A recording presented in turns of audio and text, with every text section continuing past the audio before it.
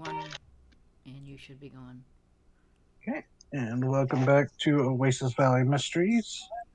The last session of the Hunter's Moon arc. I think that's what I called it. But the group has spent the last few days as the full moon approached dealing with a monstrous new predator that's come to Oasis Valley. Eventually revealed to be a creation of Simulacra, a sister, as it were, to Tommy, revealed to be a werethylacine who had lost several years of memory in his lifetime to the hands of Simulacra.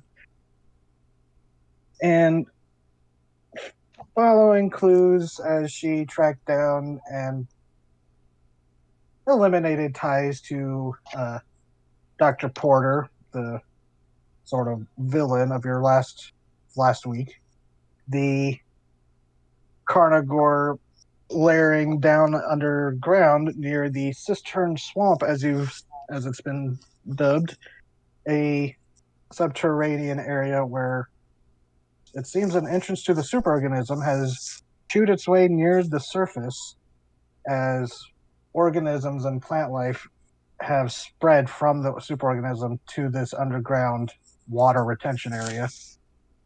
Well, there you fought Carnivore, learned more as she spoke with Tommy before the fight. During the fight, she was freed from the control of a implanted monstrous heart, a familiar sight from a previous monstrous threat you'd faced before. Dr. Apostu's influence seeming to spread through Simulacra, but as you realize, the brainless body of Carnivore, after it was subdued and slain, you realize Carnivore has made an escape somewhere into the underground of redemption. Not quite sure where, but you know that it will possibly take her quite some time to regrow or reassemble the biomass that she had shed in her escape. But we left off with the group also encountering Thunder, seemingly the bouncer or guardian of, I don't know why I led with bouncer, but the guardian of the entrance to the superorganism. Interesting you with its location, since the psychic crocodilian has quite literally been in your minds and judged you friendly. I think bouncer is appropriate because that's what happens when he fucking spikes you. You fucking bounce. Yeah, depends on what you know. You may just splatter. But we left off. Did you all return to the surface? Pretty sure we did. So? Mm-hmm. Pretty sure we were led there. Yeah. Or, yeah. Out of the swamp, at least. Yeah, I can't quite remember where we left off, but I think it was just after wrapping that up, right? Yeah. I think I went to check on Oh, right. We left off with Stacy? you going to check on Stacy. Yeah, Okay. And 'Cause while we the had- rest of because you it was- were... doing that, and then we saw the tiny Carnivore. Yeah. Well, no one saw the Carnivore. That was the Stinger. No, I mean we, not us. Oh, yeah. Us, not us. Yeah. So, what are the rest of you doing as Olivia staggers off to the preserve? Because some of you took some hits. Yeah. You've got a wound in your arm. I'm a little couple fucked up. people might have broken a few bones. Yeah, I'm gonna attempt fucking out of the back of my car surgery on with my med kit. Yeah, because Heal some people up. Are you all like assembling at? I guess it's kind of becoming because it's nearby. Are you all going to Carlos's place, like the ride or the diner? The ride sounds fine. I healed myself because I ate carnivore. Yep. Mhm. Also, I need Oh, to right. show you something. Her severed arm. Were you taking that to the preserve, Olivia? Or Oh, are you holding on to that at Carlos's? I think we also This have the is a body. group question. I think it was determined we were taking it to the preserve because the preserve has more tools. Were we able They to already examined the tail. physically move the carcass? Well, that The was the arm. thing. What it, The yeah. arm and the leg, one of the legs, they had got detached and became flailing menaces. But yeah, that's right. Thundar volunteered to drag the body and dispose of it in the superorganism. Okay. So we You had have Yeah, we have an arm and a leg. Yeah, if you want. I guess I'll take.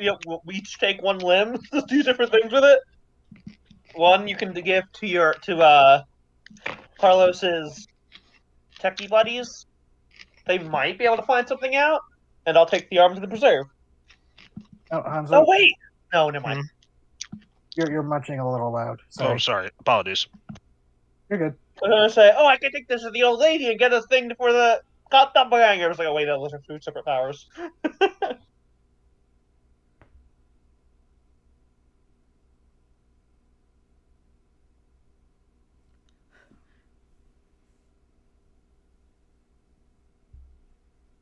Man, Olivia is just accumulating more and more scars.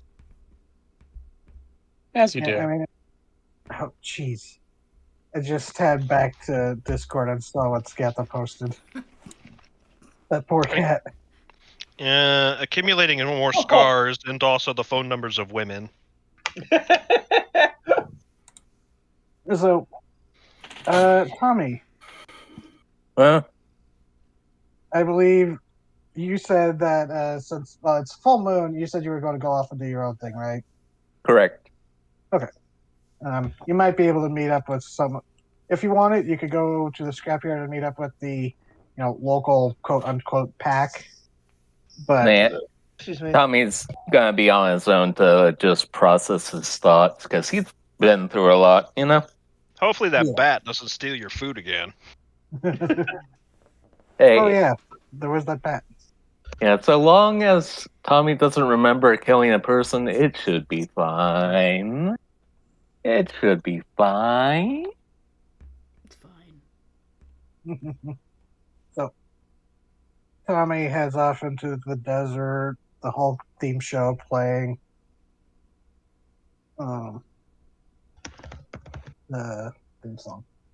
Anyways, rest of you, what are you doing? Carlos, you getting food for everyone? The typical post fight, like, all right, everybody, blood. Gotta replace the blood.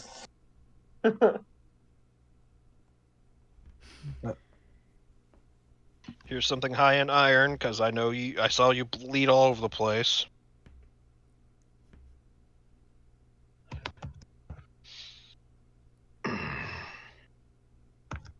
Anyways, so, wait, responding to you, DM. Since Liv is heading off and Tommy's heading off into the desert, you're all just chilling at Carlos's, kind of nursing your wounds. Mm-hmm. Okay, yeah. Hanzo, if you want, for anyone that's still injured, you can roll a medic check per person if you want. Red. Who's If up? anyone's injured. Red? I think I got hurt pretty bad, if I remember right. It's been a Yeah. while, but Yeah, you Yeah, said I you got were hurt running pretty- I away got- from Red. yeah, I got hurt pretty bad. Yeah, I think it might have broken like a river or something. Okay. Yeah, I Yeah, I can't remember. You got swatted. Yeah, you got Okay. fucked up. Yeah, like I got believe fucked up. I believe you were the most fucked up. Because I used my ability to heal myself a little. You are stabilized and you are healed of 2 harm. Oh damn. Me? Yes, you. Yeah. Oh, and that's all I needed. Oh, nice. Hanzo would have cleaned off whatever scrapes you had and patched you up.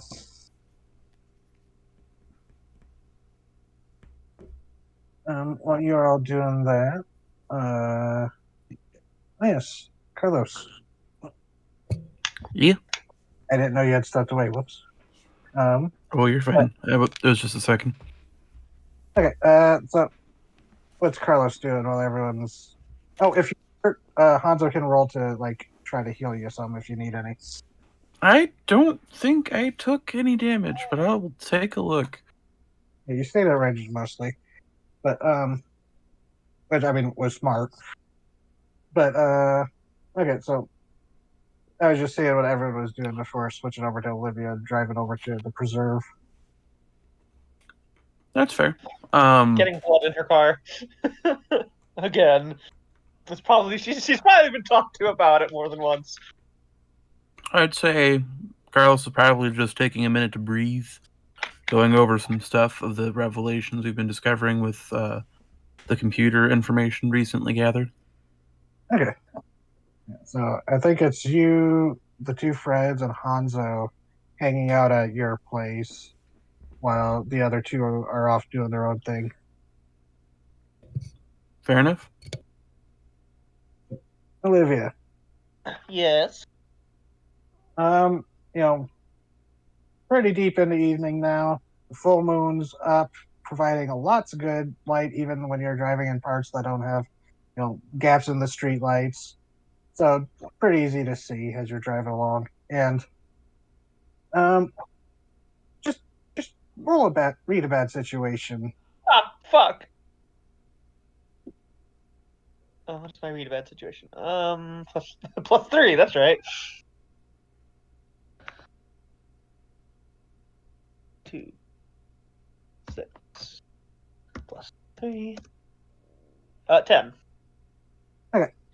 So I'll just say, I'm just going to give you this one because, wait, damn, I just fell into the D&D trap. I had you roll something for me. Anyways, That's fine. so while you're driving along, you get, there are stretches of the road leading to the preserve that, not many street lights. And as you're driving, you kind of look up and kind of do a double take as you saw something briefly like a shadow pass in front of the moonlight.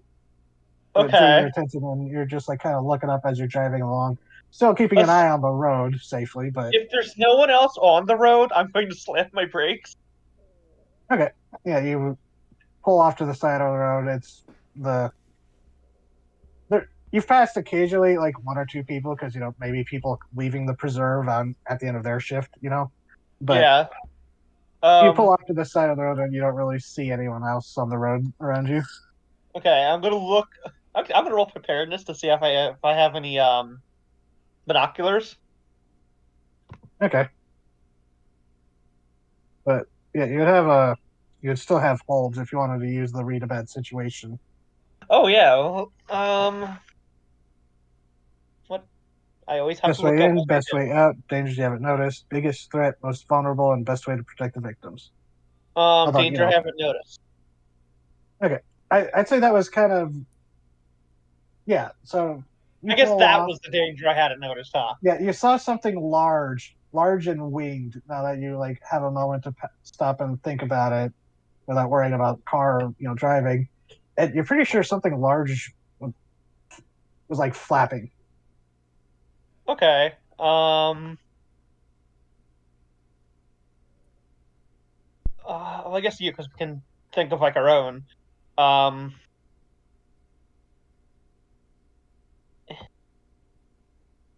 Okay. But I will say that with a 10 on that, and dangers you haven't noticed, you're scanning the sky around you. Seems whatever it was just a passing glance. Because now you're pretty sure that there's nothing else flying around you except you. You look a bit down the road and you see insects buzzing around one of the streetlights, and you see a bat swoop down into the cloud. Okay, But I do have my that's binoculars. Okay. So she's going to use them and like scan around. Okay. So as you do that, you scan around, look out towards the desert sky, and kind of panning around. And it's still you're using binoculars at night, so you don't really get details, but you do see what looks to be like a large shadow, kind of flying through Can the air, I large wings. could I make an argument for Olivia being who she is to have like night vision binoculars? Well, you did say you rolled preparedness, so I got a 14. okay, yeah, you have the Jurassic Park, night vision goggles. Awesome. But yeah, you look off in the distance and kind of swooping down towards the ground, you see, as you think back to what Tommy said, you see what looks to be a large bat-like figure just swooping down, and then it kind of disappears off in the like rocky hills further out of town. No fucking way. Pulls him down, like rubs her eyes and looks back. And from that distance, it was like too hard to see if it was like a humanoid bat or just like a giant bat or like a chupacabra bat. But you've never is at seen them least- fly like that. But it was very distinctly, the way bats fly is very distinctive compared to like a bird's. Yeah. Hee-hoo, baby. But big baby from that distance, if Yes. you saw it, it's like Chupacabra are big baby. this look might have been big chupacabra. But yeah. Well, do I know of any like flying chupacabras or just Prehistoric megabats. yeah? Nothing comes to mind immediately, but part of the game is doing research on that kind of stuff. So. Yeah, I'm going to when I get. Well, maybe not tonight because I am not bleeding profusely anymore, but I am bleeding. You are Do you beat. want to retroactively and say, have Hanzo roll to like patch up your arm before you rolled out? Yes. Sure thing. At least bandage it up. Yeah, she's a bit Heal 2, you are stabilized, and it's not retroactive. I'm performing surgery on your voodoo doll. Don't ask why I have it. Oh no. okay, cool. Then she's all right. Then she's at 0 harm now. But Okay, yeah, so, yeah, still it was- fucked up. Really, you just had like a puncture wound in the arm, so he was able to, bandage that up. Yeah. All right. Don't have the magic Hal healing dispenser. It'll just be like, The real magic is Hal would reach into his box and pull out you want a Spider-Man sticker or a Star Wars sticker? she like gets over the initial shock. She gets a kind of scary grin on her face. Oh, I can't wait! I can't wait to meet you.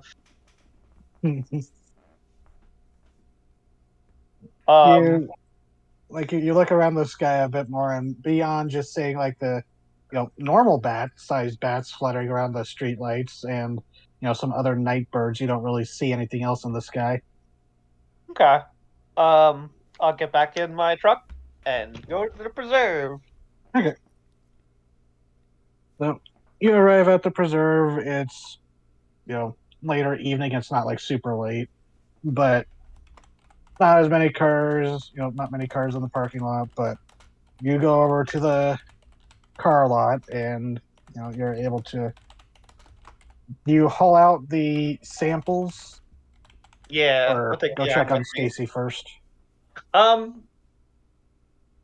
take the arm with me, so I can drop that off on my way. Okay.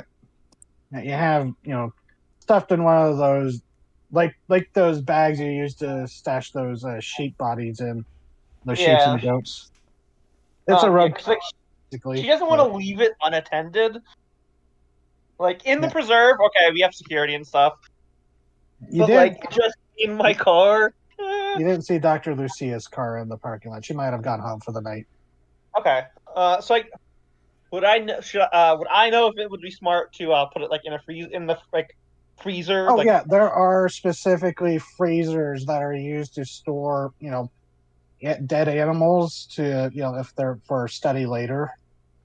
Okay. Cool. Because Excellent.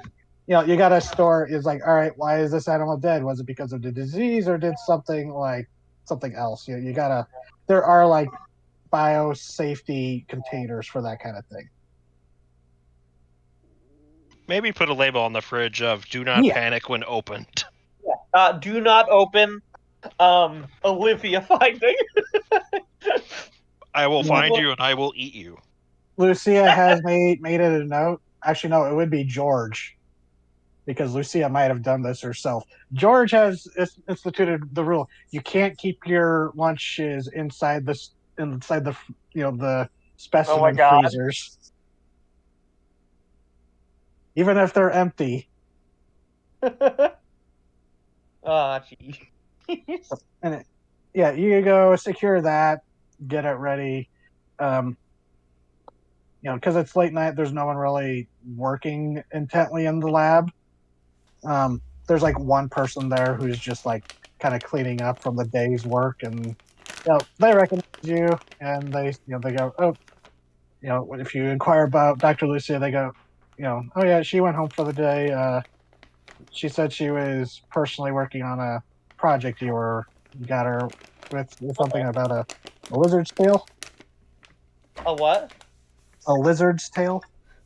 Okay. Yeah. Speaking of that, I've marked it. It's in one of the freezers. I got another sample from it. Don't open it. All right. Oh no. They make a little note on this little clipboard they have. Like, all right, flag it for Lucia's attention in the morning. Okay. Is anything going on with our guest? They seem a little confused at that. They want to know about Stacy. Oh, okay. Oh, yeah, that's right. We would have wanted it. Hush, hush. That's true. Did you I step just gotta away go from the talk to my girlfriend, my friend who is a girl. mic? So, you go find the safe room, and Yeah. peering, you see a very bored-looking Stacy flipping through a National Geographic. Knock, knock, knock. Something like the door frame. She there's a jump, and she kind of startles and then looks up, and you see that there is like a stack of them she's probably already flipped through on the little table. Hey. She says, covered in blood and bandages. Yeah, she squints at you, going, "You all right there? That's Yeah, you should see Well. the other girl. I got into a fight with Carnivore.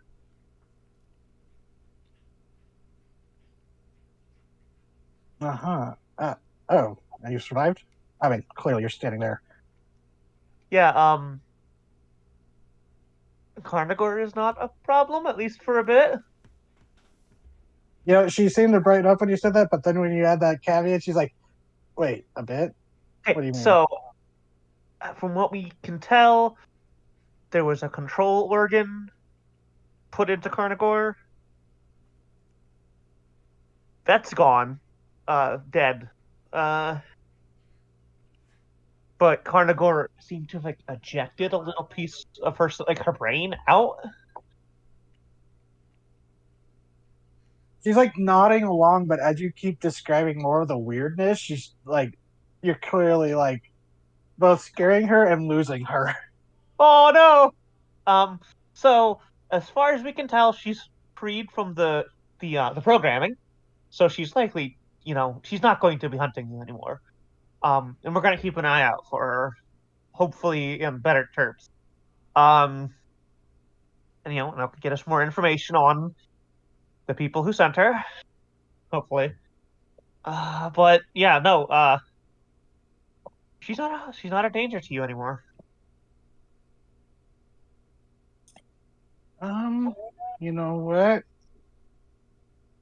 How does that roll? Oh no! Don't make me roll charm. Yeah. I mean, it is technically, manipulate no. someone. Oh, It's a no. Roll manipulate charm, yes. I Yes. have a negative one. The sickos. Yes. Roll charm. Oh god. 2. Oh, That's so bad. it's Yeah, just it's her- like, It's her worst stat. Whoop. Yeah, you keep talking to people. She's an adrenaline junkie covered in scars. She's not the most charming of people. yeah, and she's just like, okay, so it's just a delay thing. No. Carnivore is still out there. She's going to grow up and come after me again. No. Simulacra's still there. Stacy. Oh, Stacy. Stacy. I'm not the I best. don't want to at this, live my life in this little room. Okay, Stacy. She's not coming after you anymore. She could speak, and she was actively seeking help.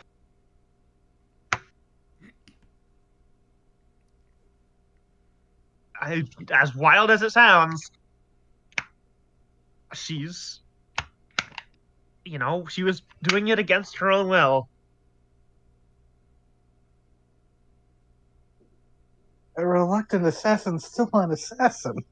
Yeah, I know, but Oh. she's not an assassin anymore. She's not coming after you anymore. And we're going to try and scoop her up and, keep her from getting, I don't think she's going to be actively dangerous to people again. Oh, I need to talk to Hanzo. Why? I mean, he's the security guy. Uh-huh. This is a security concern, yeah? I mean, it is a slightly better security concern than it was before. There is no longer a full-grown carnivore running around. There's now she makes a motion of around the size of the hole that we found. There's now a tiny carnivore who is no longer, no longer you're hostile. not certain. You're not certain. You didn't speak to this tiny oh my god, tiny carnivore. Carnivore, Oh. yes.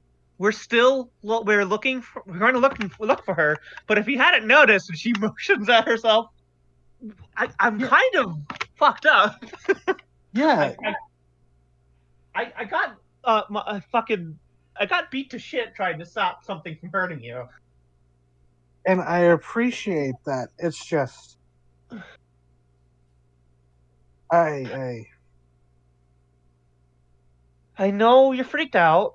I don't blame you, but things are improved now. That is no longer a looming threat over you. Carnivore isn't, at least. well, there's still the threat of simulacra and honestly my job. I really need to talk to Hanzo. Of course, but Stacy, you can stay if without Carnivore actively hunting you. I'm sure we'd have to figure out the specifics. You could stay here in the preserve and maybe even help Dr. Lucia. Imprisoned in the zoo. You are. She kind of gets. I mean, kind of the impression you get from the pasture she's going on. She's like, you get this look across her face that it's like, am I gonna have to live at the zoo? I just imagine she I looks know, to the pile of National Geographic books and is like, oh no, I'm gonna get real familiar with these, aren't I? It doesn't need to be long term or even forever until once we're sure that you're safe. This place has been safe so far. It is, I do appreciate that, but I think I need just no offense, but I think I need some time to think, and I really need to talk to Hanzo. Hanzo is probably going to head home for the night and Did he, also okay, recuperate. I thought you were going to tell me he got eaten by carnivore. No, nobody died. Nobody died.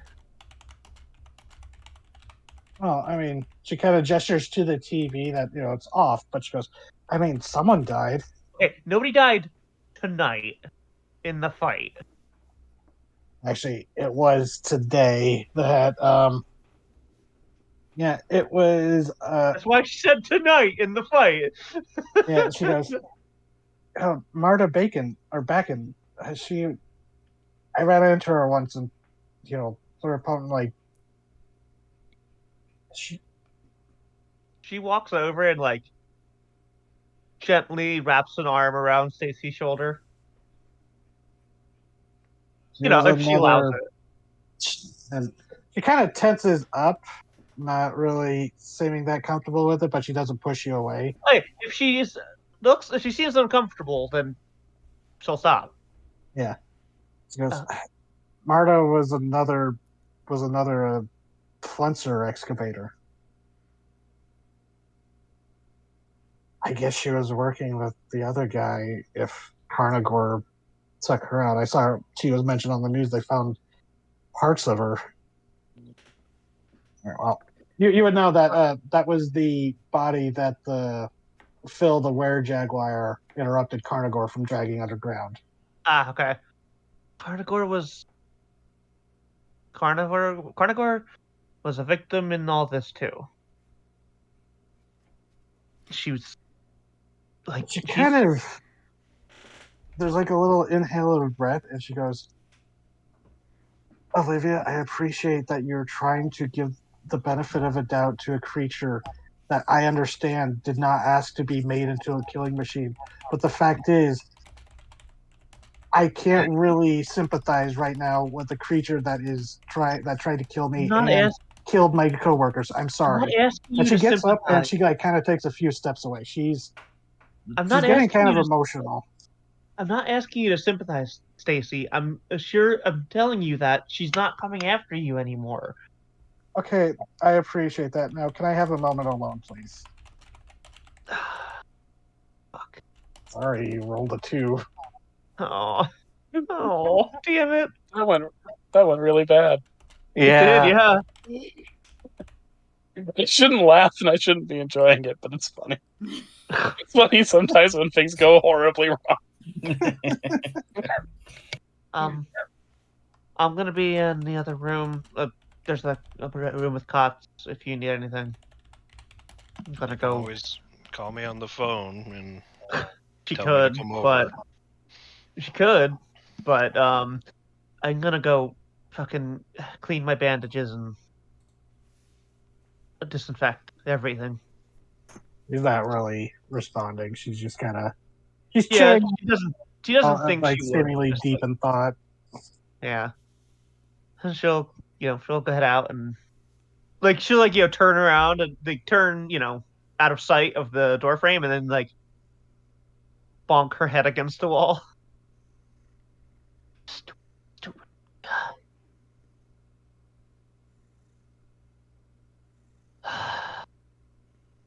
So much better with my fist than my fucking mouth.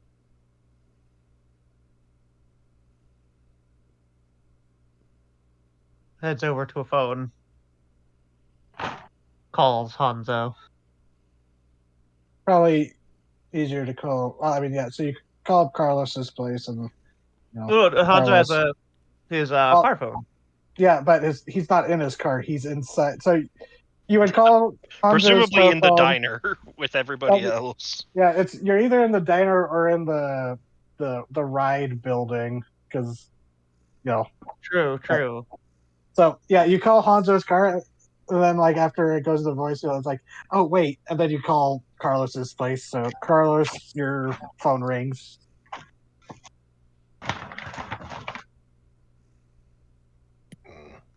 Carlos, Sorry, what's up? your Spaced out there for a phone second. rings. The phone for the ride or the phone for the diner? Either one, it would just be. If it went to One the and then diner, the they would have other. transferred it. Okay. Hello, this is Carlos speaking. Olivia. Carlos, it's Olivia. Hey, Olivia. Can you From your is Hanzo dejected- there? Looks around the corner. Yeah, he's still here. Do you grab him, please? Okay, sure. Hanzo's like mid-burger bite. Yeah, exactly. He is eating a burger right now, chewing very thoughtfully. Hey, Hanzo. Phone for you. Sets it down, comes over. It's Olivia. Olivia. Hanzo, I stopped by doing a fucking shift job at assuring her she's safe. She wants to talk to you. Alright. I'll come on over then. All right. Just gonna Hangs hang up. up. She hangs up first. Like, no, you didn't hang up on me. I hung up on you. Yes. Sounds like that went well. Yeah, it does. Sounds like it went about as well as it did. I'm gonna go back to my tacos. He's got a. Can I get a thing to go for this? Oh yeah, of course. Do you want like the little wrapper so you can eat it as you're driving there, or? Yeah. Yeah, I can get you one real quick. Hold on. Hanzo appreciates the American need for Big Burger. Yes. Well, when in Rome. When in Ream, do as the Reamans. When in Rome, appreciate the Caesar salad. So, okay, this is a complete tangent. But is Caesar salad like an actual like Italian like thing, or is it just they named it Caesar? Good So I question. believe the Caesar dressing is based off of a fish dressing. I know from you use Italy, anchovies, but or at least we use anchovies when we cook it. Ciro, I don't know the answer to your question, and I'm not going to derail the game by making one up. But I want you to know that I really want to. Uh-huh. I'm sorry. I had a Fred moment of just like, I wonder. Everybody has a Fred moment. It's called a Caesar salad because it was created by a Caesar Cardini in Mexico. So, no. Awesome. Caesar is Mexican. He was called Caesar Cardini because they stabbed him to death with forks. There we go. It's like Had to how get it out. Alfredo sauce was invented by a guy named Alfredo. Yep. Anyways, I'm my own worst enemy when it comes to tangents in my game. Anyways, so It's not your fault that the Italians sound appetizing. I just had that bit of knowledge in my head and I needed to barf it out, so. okay, thank you. I wasn't expecting an answer, but I'm glad there was one. So, Hanzo, you get your burger to go. So you start heading over to the preserve. Fred and Carlos, anything you guys want to talk about? I don't want to exclude anybody from, being able to play.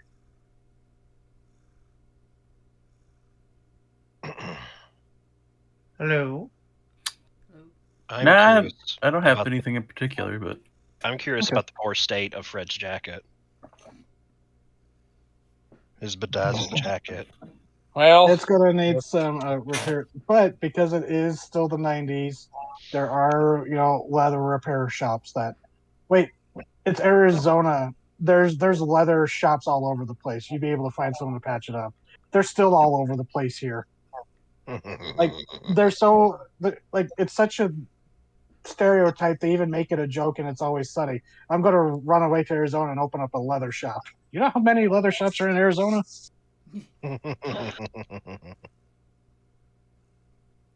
Again, tangents.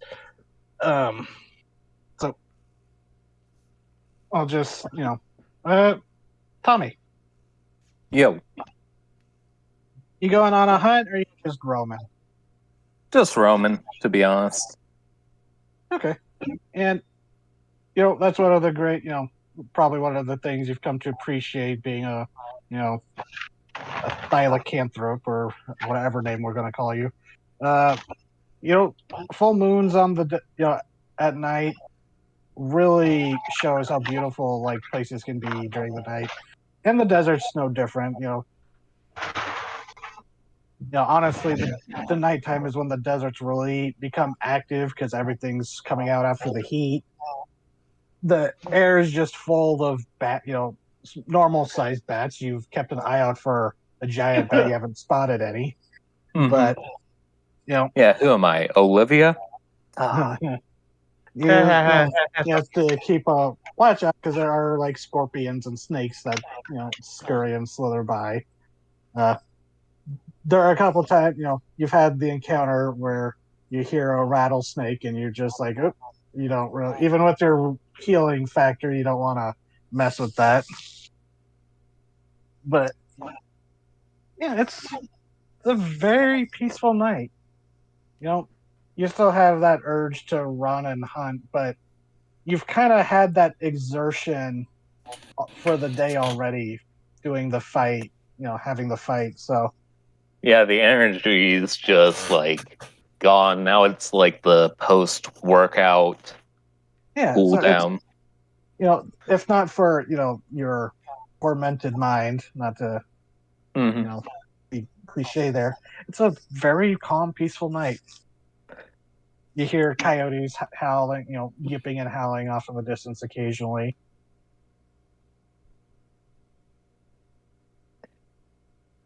But Indeed, yeah. I do.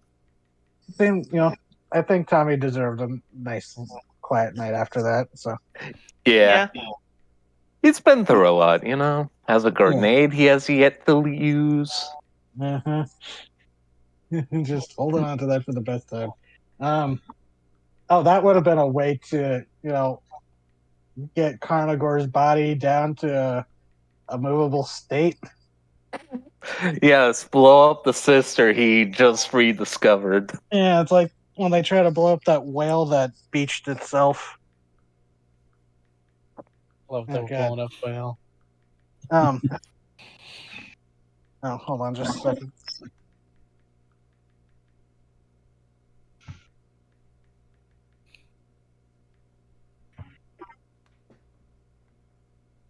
Need to blow up more whales.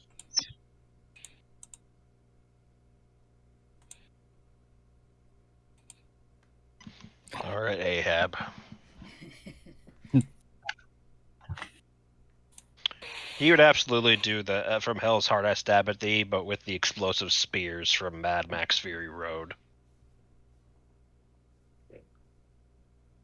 Okay, sorry, people were knocking at my door. What about boomsticks? Just blowing up whales. TT expressed the desire. We need to blow up more whales. Oh no! I just said, "All right, Ahab."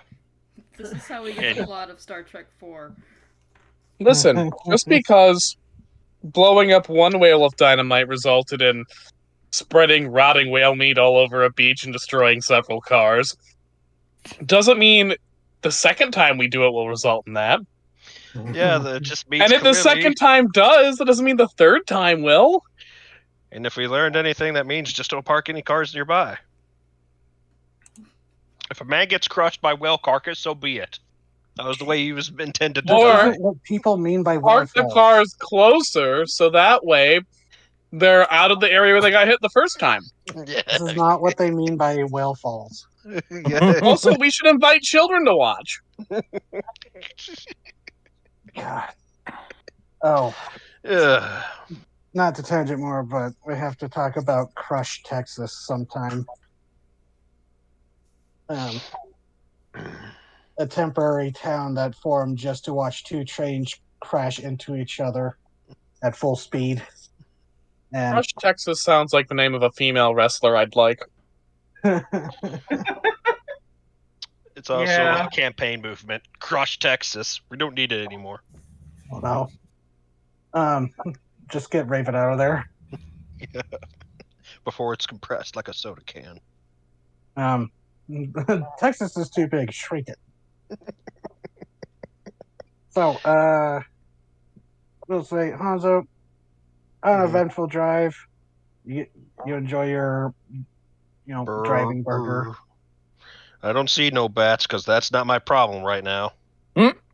Yep. And you did see that you had like a beeping on your phone when when you like check the voicemail. You just hear Olivia go, "Oh right, shit." Click.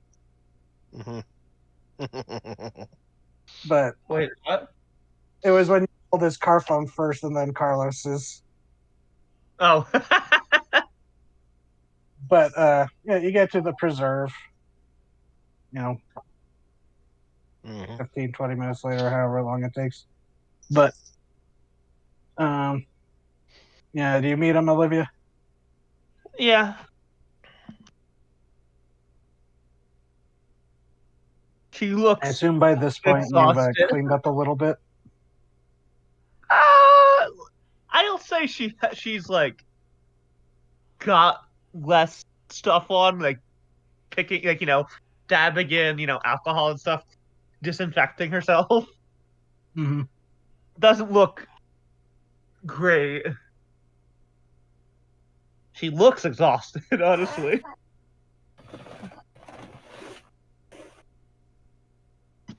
Not that he would say this is like, wow, girl, you look like you fought a giant lizard.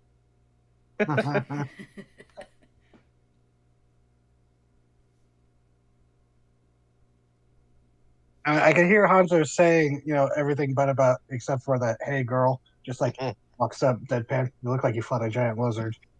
Yeah, yeah, yeah. Actually, yeah. You know what? Fuck it. As soon as they meet back up, rough night. Yeah. You should see the other guy. I did. What's left of her? Hmm. She's where she always been. Where she has been. Give her a talk. I fucked it up. Hmm. All right.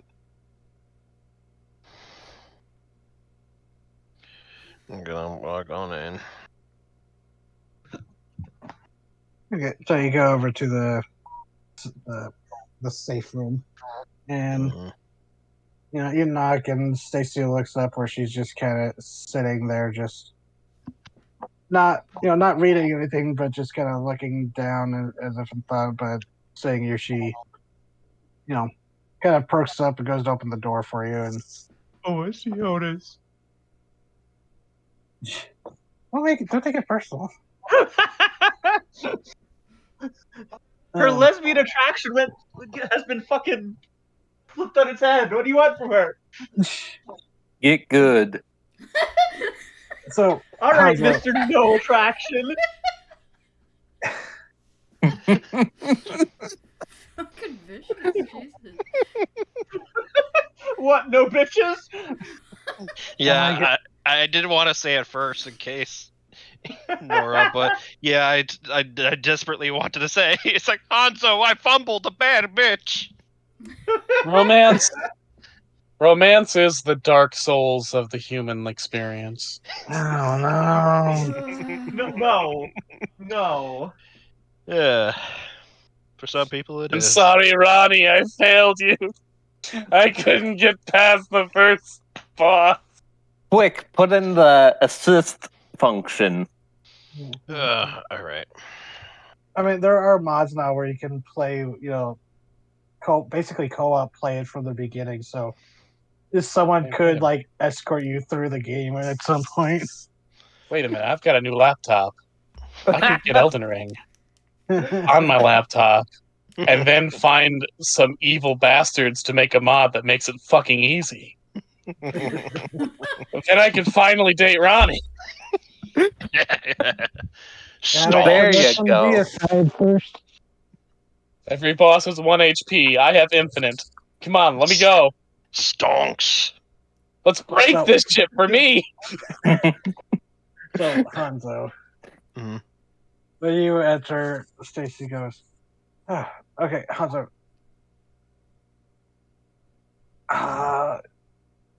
What happened?" Olivia she says Carnagor's still alive, but I shouldn't worry. Alright, so we tracked Carnivore down. We confronted her. We removed a control device from her.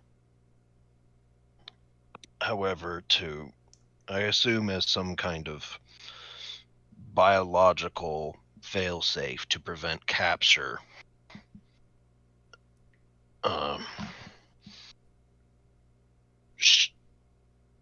small part of her split off from the main hull, leaving just an empty carcass. Presumably, she will not have, without the control device, she will be left to her own devices. That's what Olivia tried to explain to me, but does that not freak you out too? Olivia seemed to think that was a good thing.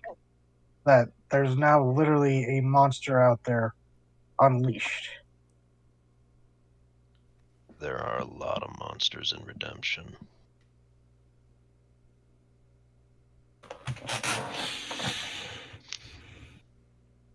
I It's think I'm not gonna go move back to necessarily a Phoenix good with my thing. mom. You are right to worry. It's not necessarily a good thing. For right now, it's an unknown. We don't know how Carnivore will behave without it. However, she was right in that it will be a long time before she is a problem. I'm more concerned with what else Simulacrum might do. Yeah, that's what I'm also worried about. But I've actually been thinking about it, and I think I do need to come forward and admit my complicity so that, they can. I mean, Pluripotent's probably the safest people to be around if, Simulacra's after them. Rock in a hard place.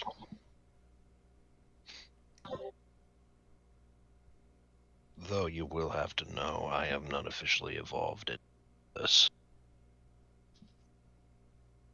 Yeah,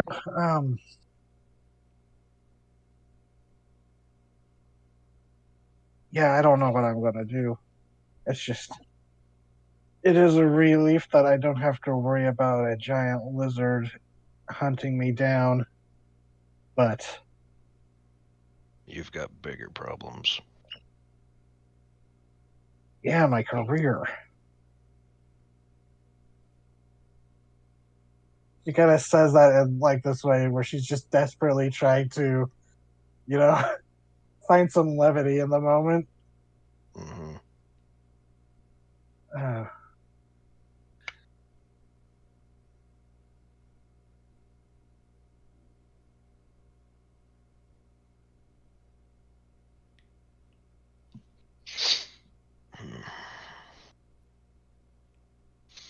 That I don't know how to help you with.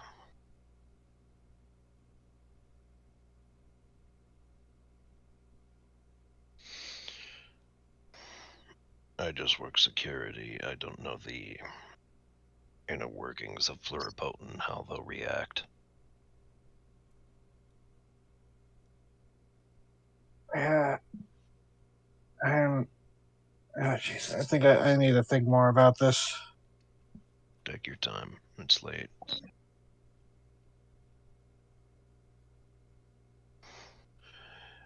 No one makes their best decisions when it's late. Yeah, that's the truth. Okay. And she kind of like rubs her eyes as she goes, I feel kind of bad for snapping at Olivia, but she wasn't seeming to get why I was distressed.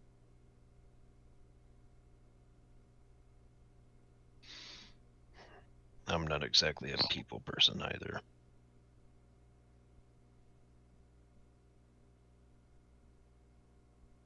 I mean, who is? But she kind of gives this, wry chuckle that she then sighs and goes, yeah, I think I'm gonna turn in early for the night. You do that. If she ain't got nothing else, I'll just leave her to her business. Yep. So, what are your plans, Hanzo? He's going for to this bed. whole situation. Oh, okay. I guess that's the immediate thing. Yeah.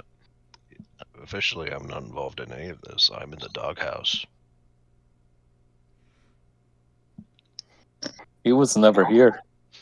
I was never here to begin with. So, do you say goodnight? Say goodbye to Olivia before you leave? Yeah, I'll stop and flag her down, What's up, Hanzo? turning in for the night. So is she. I'm staying here for the night. Mm-hmm.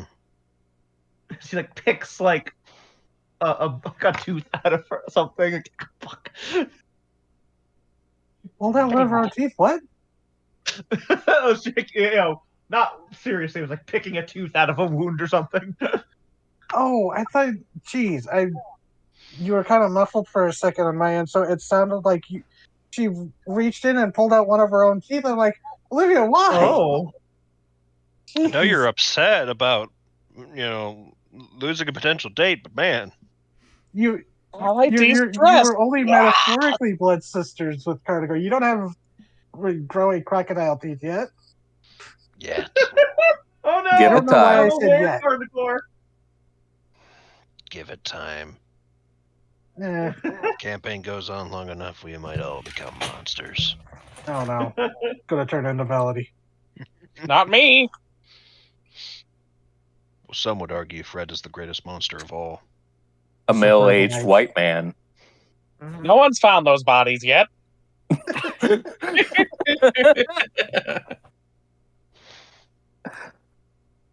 So, oh god.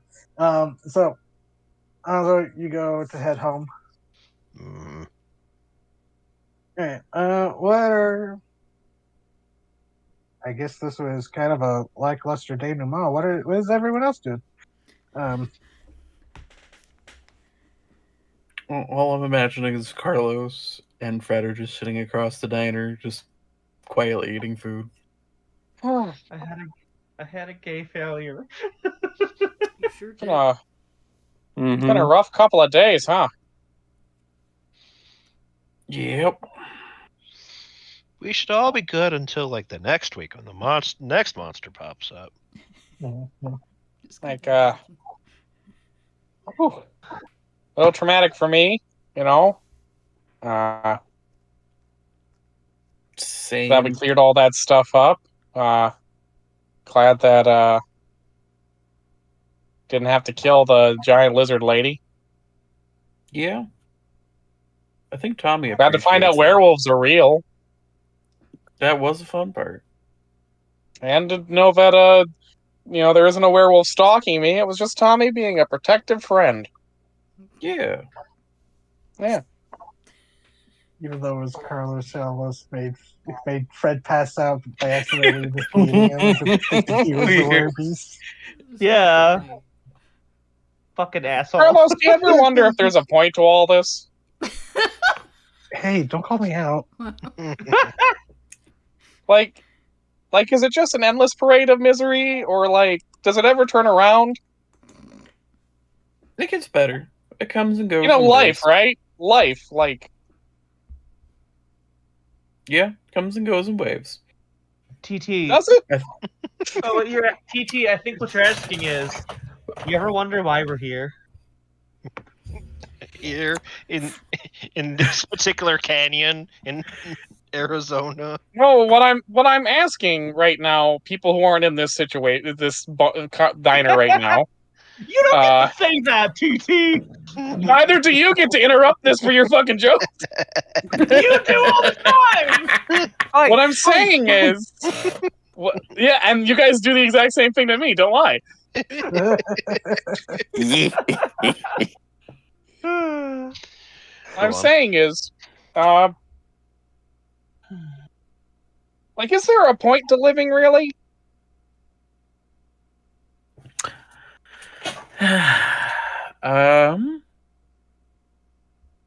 In all of my years of living, I think the point of living is to experience it, both the bad and the good. But what do I know? I'm Yeah. 86. Yeah, okay. Yeah. I'll just accept that that's true. Well, are a are you wizard. there, like, sipping new blood? I am. She's not sipping new blood. She's like.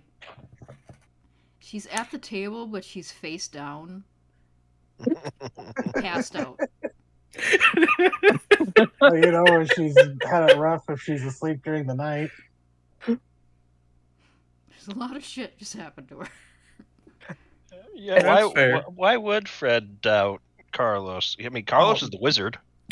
What if Fred's in a food coma? But if it's in a food coma, and Ate it's a Also, giant one of- lizard, yes. Also, Winifred has yet to recover from the 4 days from the kasha she stayed up. Oh yeah. Yeah, there's a lot of sleep debt that she has. Yeah. So She's sleepy, and But maybe yeah, I guess- it's the sleepies. I guess my best answer for you, Fred, is that the purpose is to live, to experience stuff, the good and the bad.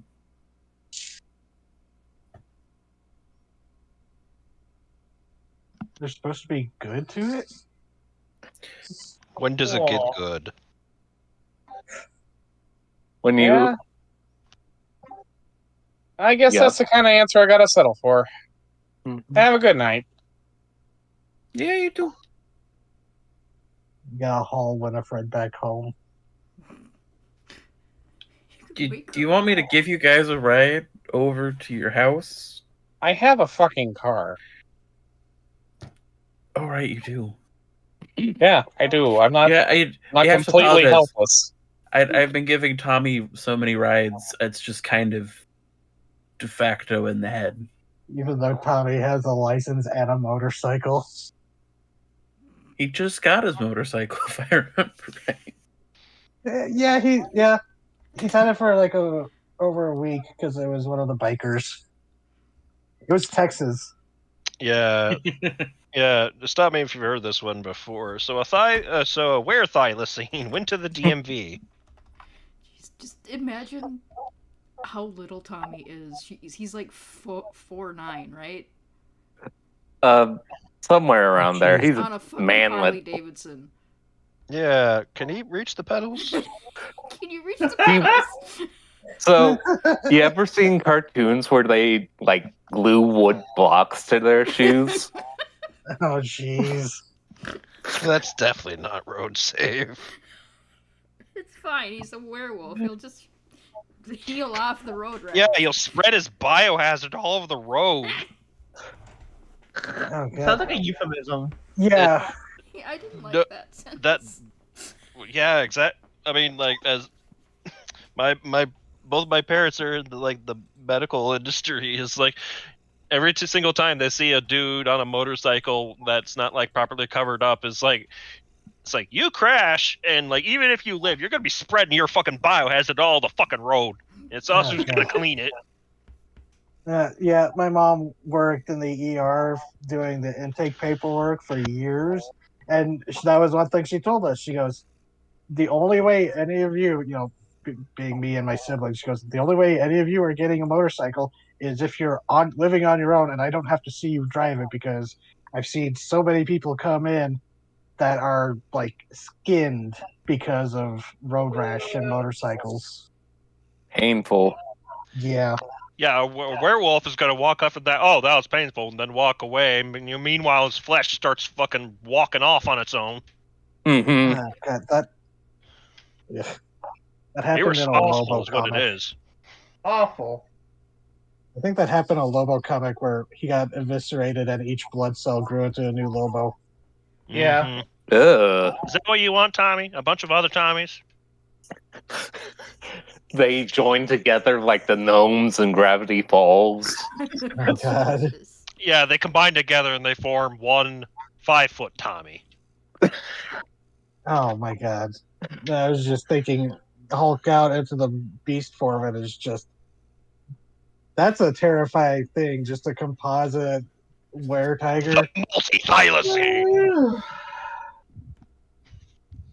Just like the multi. So this has been the tangent session. It's fine. Yeah. It's a denouement. It is a denouement session, to be Yeah. fair. So Oh yeah. So the Freds, you get home. You're heading home, right? Mm-hmm. Hmm. Okay. Nothing happens on your way home. Hanzo, you get home.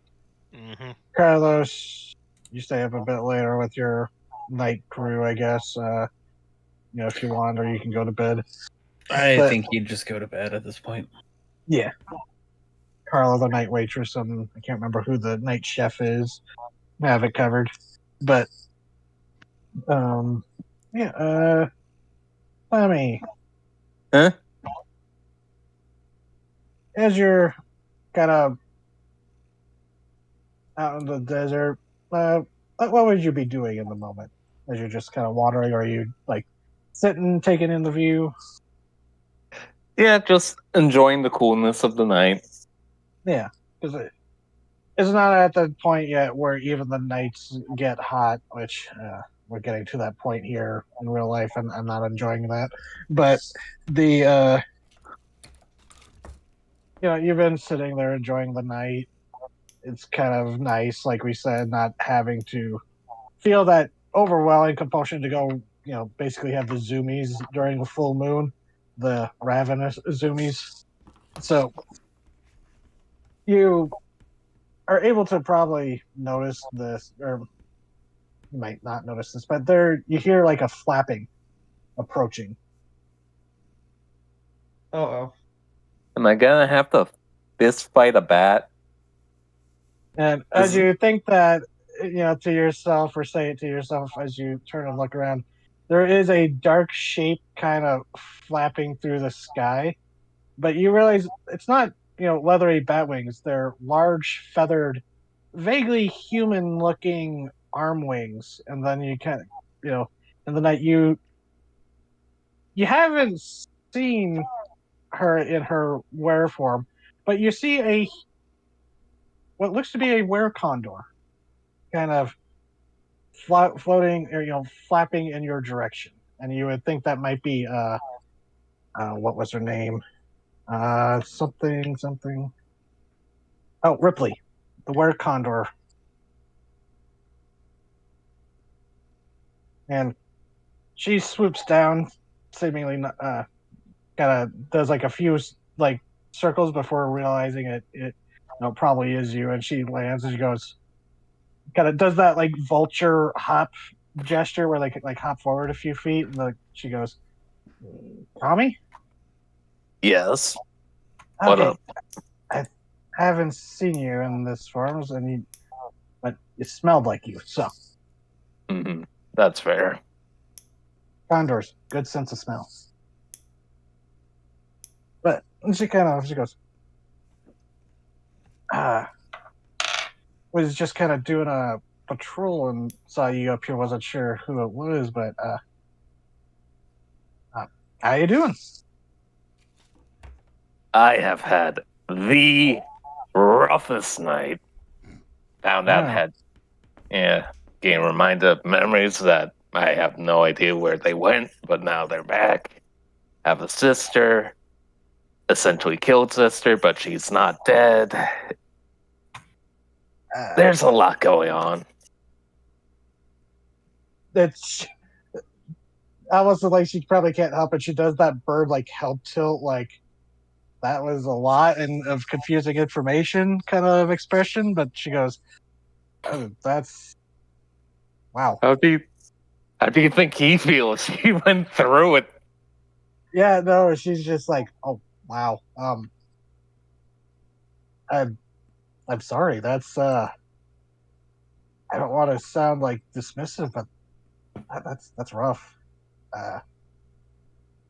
She kind of like looks around. She's like not sure like what to do next, but she goes, I mean, you want to talk about it?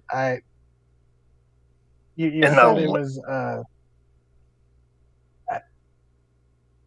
I'm guessing it was that lizard thing that fucked up Phil. Mm-hmm. Yeah. Okay, and just to I do want to hear what you have to say, but because I was out doing patrol just in case I saw it slinking around. But or smelled it.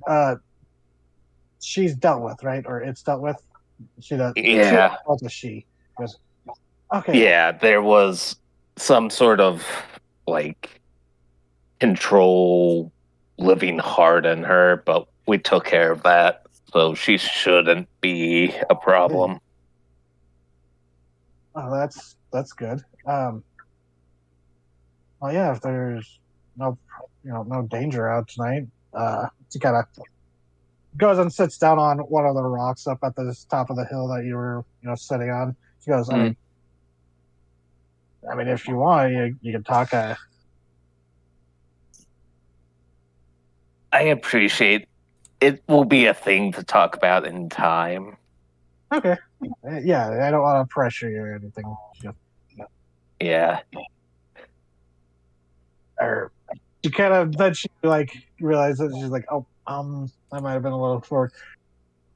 I can give you your space if you want. I just saw you up here, wanted to check in, and good to hear you. Yeah, the I threat's appreciate over. it. And I imagine I'll be coming to the junkyard in future full moons.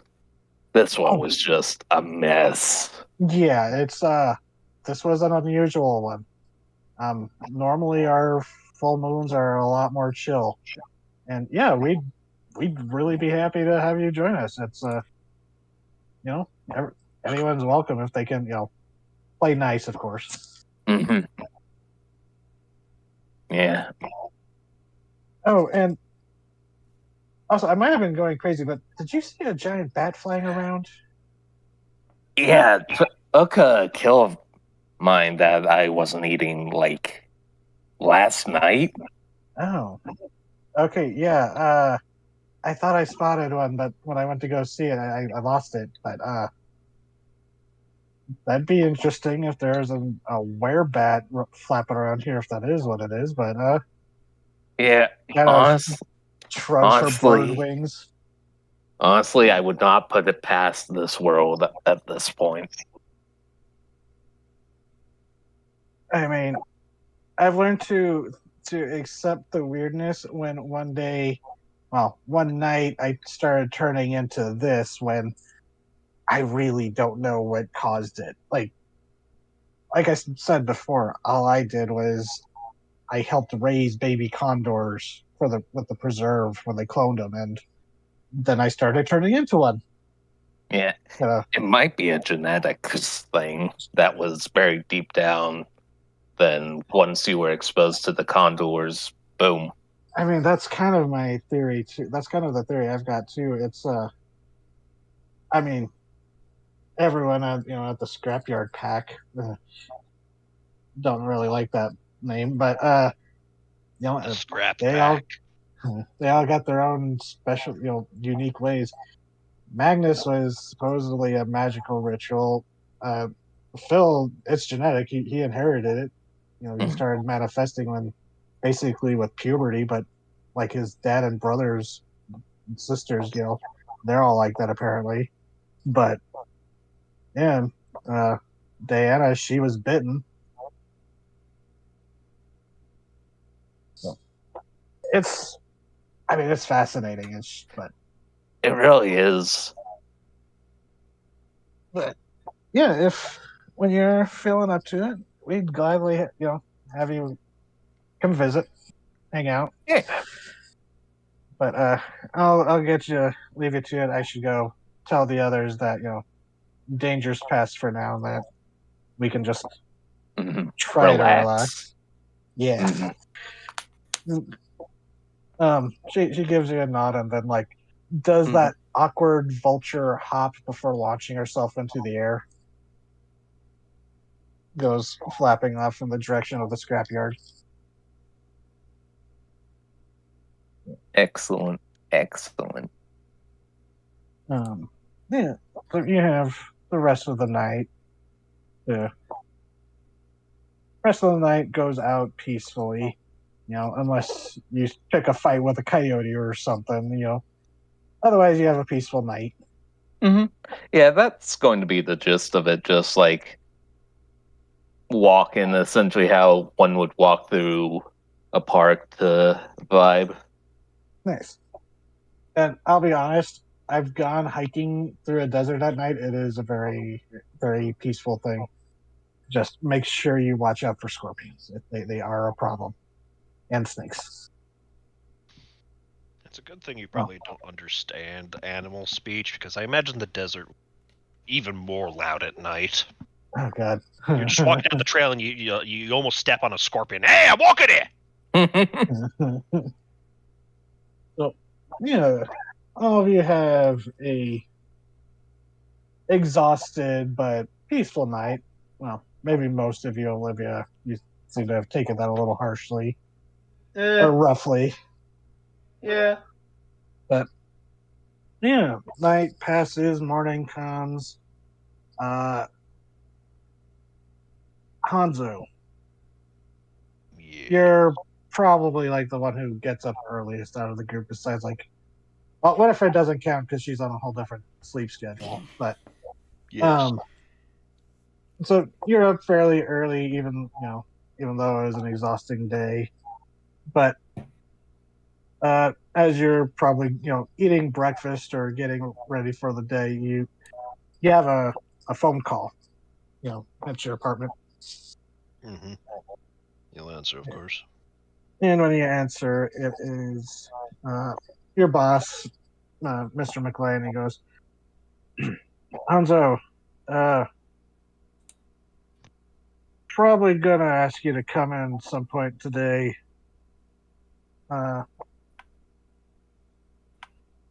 Need to speak to you about something that Agent Wakefield brought to my attention. Uh-oh. Understood, sir. Yes. Expect you here around noon. And he hangs up. Internally, Oh, across. actually, no. He would have. Wait, shit. I fucked up. He goes, Mhm. I expect you and Stacy Rear here by noon. Oh. Mm. Yeah, that's an even a bigger uh-oh. Yeah, he'll immediately go and get over to the preserve then. Okay. Olivia, you wake up to first you hear like the chirping of a bird, and then you feel someone poke you poke you in the shoulder, and when you open your eyes, there's Dr. Lucia kind of looming over you with Eli on her shoulder. And she gets poked in the shoulder, goes, ah, fuck! And she like kind of like, which is I think goes, oh, sorry. Ah, you're still tender. Oh, Yeah, shit. sorry. Eli squawks or parakeet chirps. Oh, what? Oh, Sorry, Doc.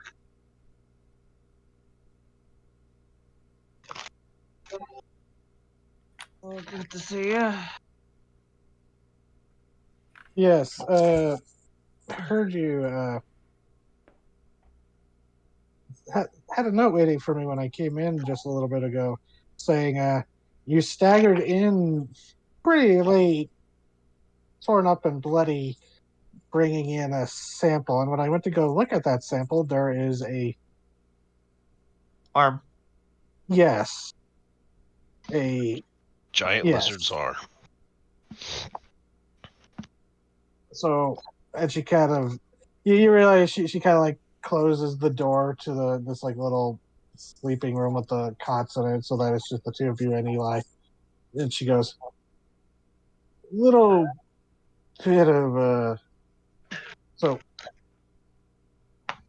please, Olivia, inform me what happened last night. Well, we hunted down Carnivore. I can't remember if you informed her that's what the name was, but we'll say you had. Okay. Yeah. Well, we hunted down the creature. Her name is Carnivore. She was sapient, under duress, under the control of another one of those fucking hearts.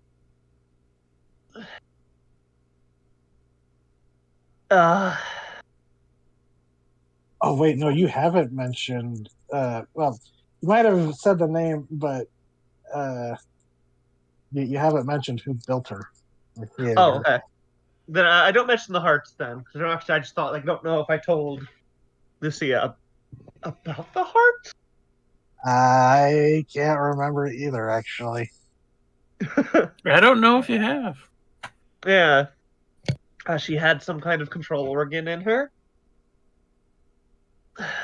Furrows her brow at that, but she doesn't interrupt. She's just listening as you explain. We destroyed that. It kind of caused her to go on a defensive rampage. Destroyed that. But in the process, she ejected her some kind of like safety mechanism, I guess. Ejected her like primary nervous system, I guess, and got away. You're just I know it sounds fucking fake as hell. no. This is Do you have any more details about this creature? Her name's Carnivore. You know where she came from? Yeah. She's looking at you with this expression that you would know she's like expecting a certain answer. Yeah. Yeah. And there's you know. You could always pull a 180 on your boss and say that's that's above your pay grade. Well, like she trusts Lucia, like she entrusts Lucia implicitly. Oh, absolutely. But I will also remind you, she was her and her brother, the other, I can't remember the last name. Basically the now head of pluripotent research, the superorganism research. That's her twin brother, and they were both, but kind of like the, what's the word? The proteges of Dr. Niven, who became the founder of Simulacra. Yeah. But she's giving you this look like she's waiting for an answer, like she's anticipating what you're about to say. Yeah, this like sucking her breath. Yeah, the sucking her breath of. You know what I'm about to say. I can see it in your face. Simulacra. Yes, that was what I was afraid of.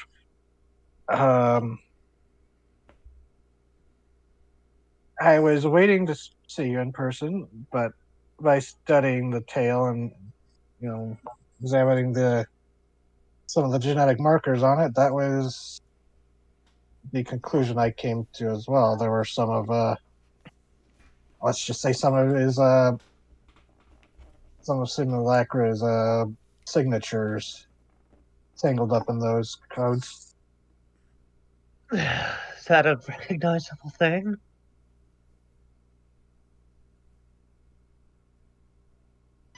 I mean, how many other people are that skilled in not too many genes? Mm-hmm. That's true. Yeah, that's why she kind of pauses and go, there aren't many who would be able to. Most work for pluripotent or used to.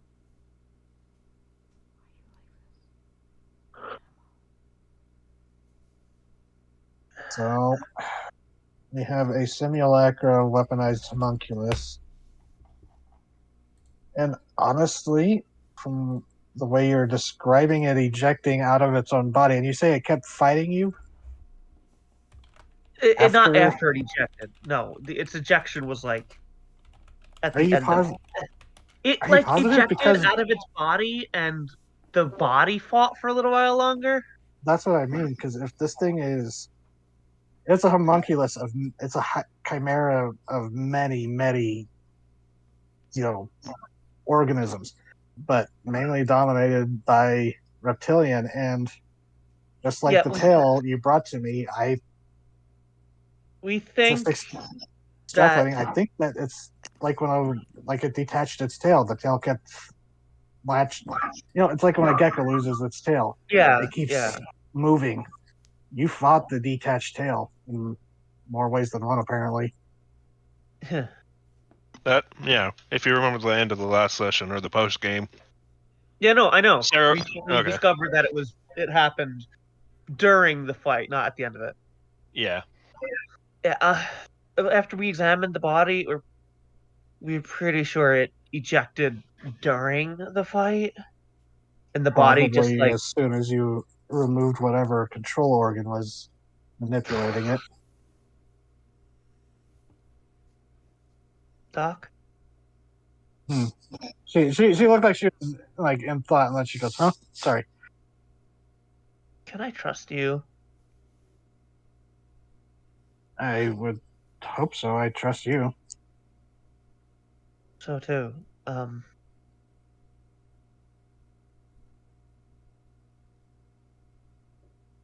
Shit's been weird. You know how I feel about pluripotent. Yes. My feelings on them are complicated, to say the least. Yeah, and I don't trust him. I didn't trust Hanzo at first either, but he's proven that he's trying to work within the system to keep people safe. Yeah. But a shadowy part of pluripotent created Carnivore and a doppelganger. No, wait, doppelganger? Yeah, someone who can shapeshift into other people. That is They've that is also a frightening thing to consider. They've also created ambulatory hearts. Well, I don't know. Was that one? Did we figure out if that was connected to Simulacra or I think it was, Yes, right? Dr. Apostu is a simulacra funded scientist. They created ambulatory hearts. Do you remember a while back when things were getting attacked and their hearts went missing? Yes, that was. Glad That's those cases stopped showing up. And you know what happened with those? Yeah, we stopped it. I lit the fucker on fire. Well, now I'm.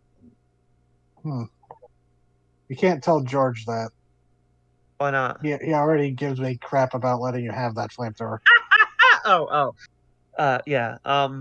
It survived apparently. She says that, just with like a chuckle. It's just like a little bit of levity, yeah. Yeah.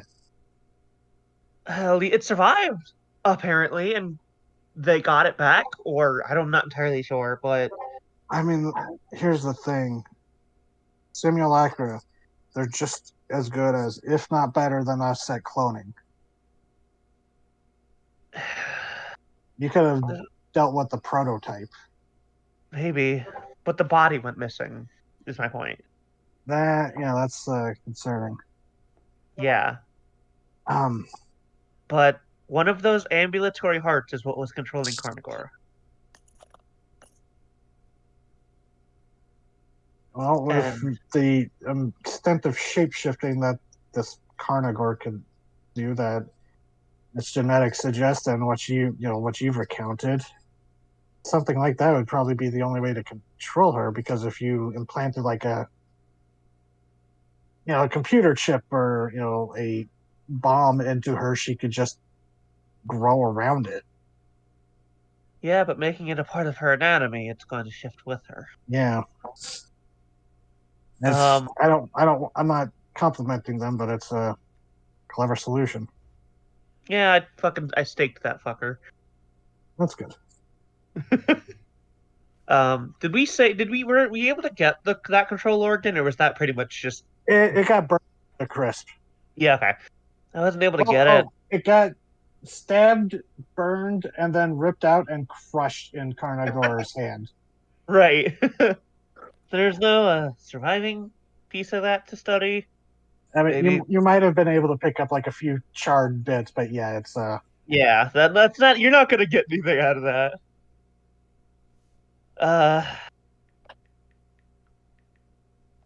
Yeah, that's charred to perfection. Yum. Who knows? It might actually taste good. Alligator tastes like chicken. And they're both birds. They're both dinosaurs. Anyways, so okay, I don't trust Pluripotent. Pluripotent's got some shady shit going on. I don't like it. oh, They're right, doing that's fucked up. that. What? I want to stress, me and my brother, before I left Pluripotent, we made sure there was. I don't talk to him much, but we still, he's my brother. He's my twin. We still talk. He is just as betrayed by what Niven did and Simulacra does. He hates them more than I do. I don't think. I mean, unless there's like other, cells within Pluripotent, which I admit is possible, especially with Yeah, what you're saying. Carnivore was tying up. Doc, corporations are big. I'm sure you love your brother and trust your brother, and I haven't met him. I don't know him.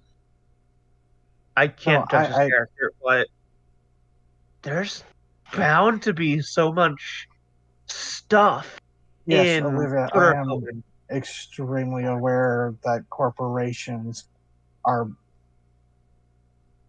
Dr. Niven is who led my parents down into the superorganism. I never saw them again. Ugh, fuck. He's alive. We've been aware. We've tried tracking him down. It's something that honestly your friend Hanzo is probably always told to keep an ear out, listening for them. I don't know how connected or not they really are to Pluripotent. I don't like it. I don't trust it. I trust you. You've been, you gave me a job. You've been here for, a long while. I've been able to come to you with stuff. All this crazy shit. I tried to hit on somebody and it went disastrously. And she kind of nods along, like, oh, I know how that goes, kind of sympathetic nod. Yeah. I don't know what to do anymore, Doc. I feel like shit's going over my head. I mean, not to be a condescending elder, but I mean that's kind of part of continuously growing up is just realizing how much is going over your head. Even me, even someone with. I guess that's fair, yeah. But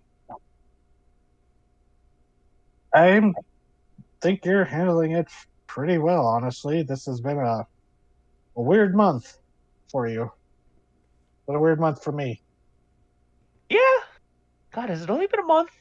Yep. What? No, that's been long. Jesus Christ. But so he goes, oh. So where's the girl we've been keeping an eye on, she worked in adjacent to all that stuff.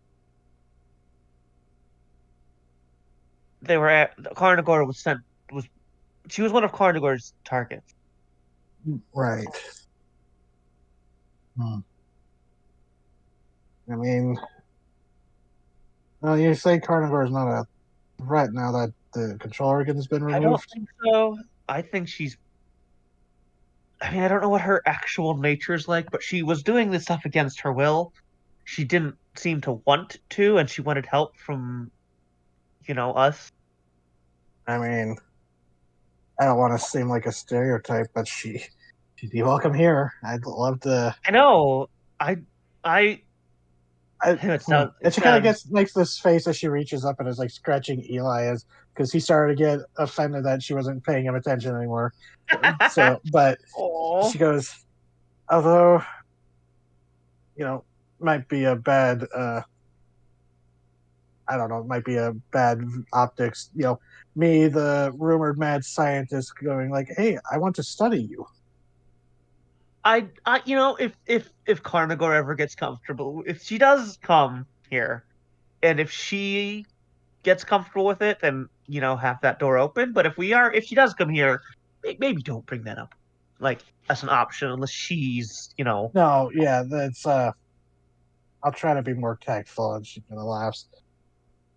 But It's not silly, but I got pierced by one of her spikes. And she taps the shoulder that got poked earlier. Ooh. Make sure you got that cleaned out, right? I'm not gonna have to. Yeah, I disinfected it real good. That's why it fucking hurt when you tapped me there. Okay. But it sounds really dumb and it doesn't mean anything, but that spike then got pulled out and shot back into her. And one of our, Carlos said that it means she's my blood sister now. I know it's real stupid, but I can't help but keep thinking back to that.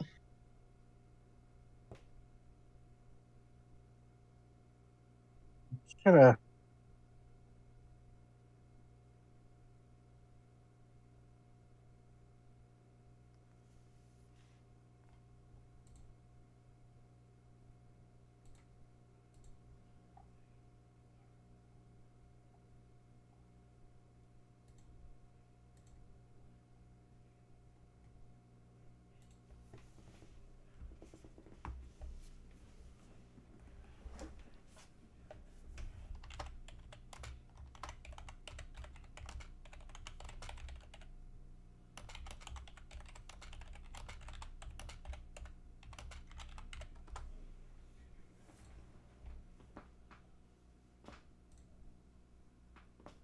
Hello? Kelly? Hello. Yeah, okay. Okay. I could hear you talking, but Discord wasn't picking it up somehow. Was it because TT flashed the forbidden sigil in chat? I don't know.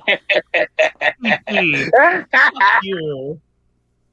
How Can't did you believe- even do that? You gotta use the strike move. That's all I know. I don't want to know. Yeah. So yeah, You're I'm welcome. totally rubbing this in people's face once I, am in a better mood. But I really want her to be safe, and I'm hoping her nature is much kinder than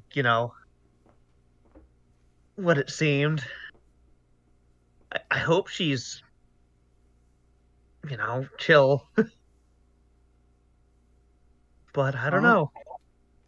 I mean, you gave her the chance to try. Yeah, I'm gonna I'm gonna at my. We decide if I had a house or an apartment. You had an apartment. Okay.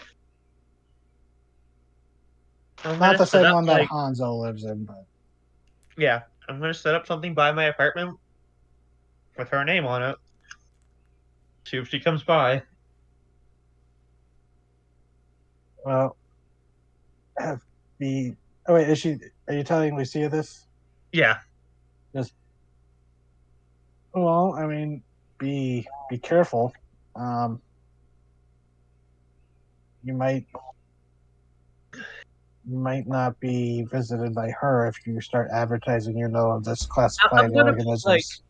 I'm going to put like a bowl of food out with a little sign that says Carnivore on it. Ends up attracting the chupacabras.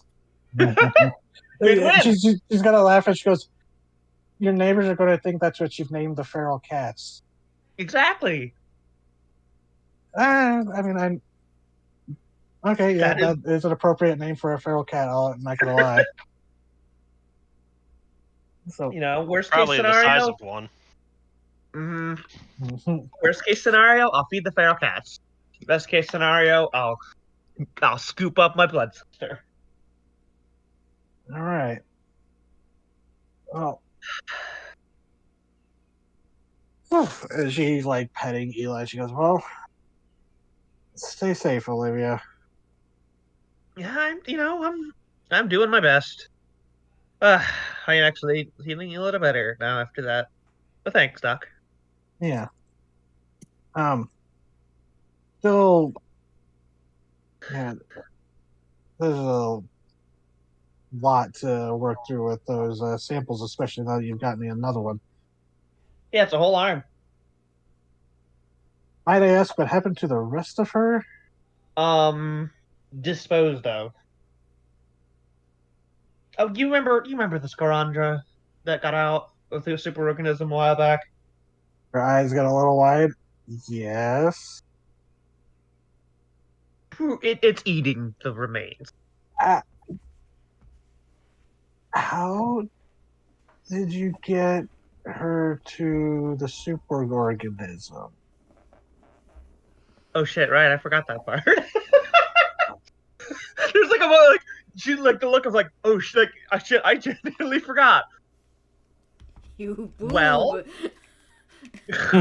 Well, You are what you eat. I was drinking shady. I was drinking shady. Shady! Shady! Oh no. I'm Oh, sorry, no. Scather, but I'm not. Christ. Collateral damage. I'm scared to drink now. Shady. God damn it. I'm fucking thirsty and I'm gonna die. You'll be I'm a- fine. You're Yeah. thirsty, and so's Olivia. God. Yeah, Doc.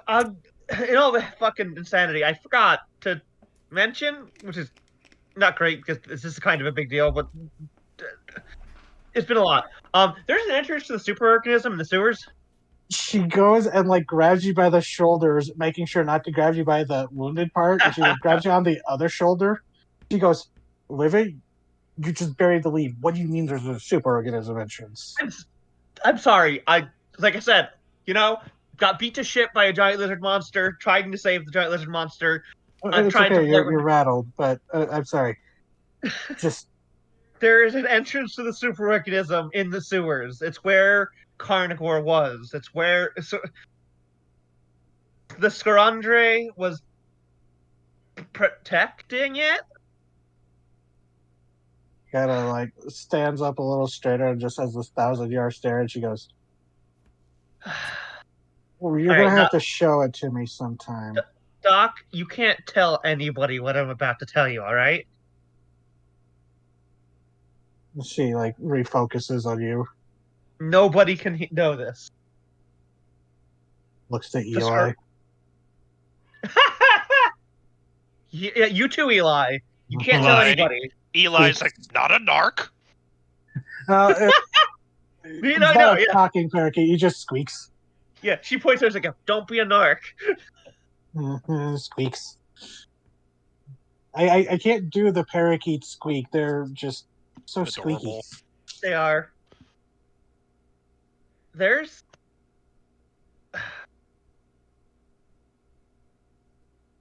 The Scrandre can talk to you? It's telepathic. What? The Scrandre is telepathic.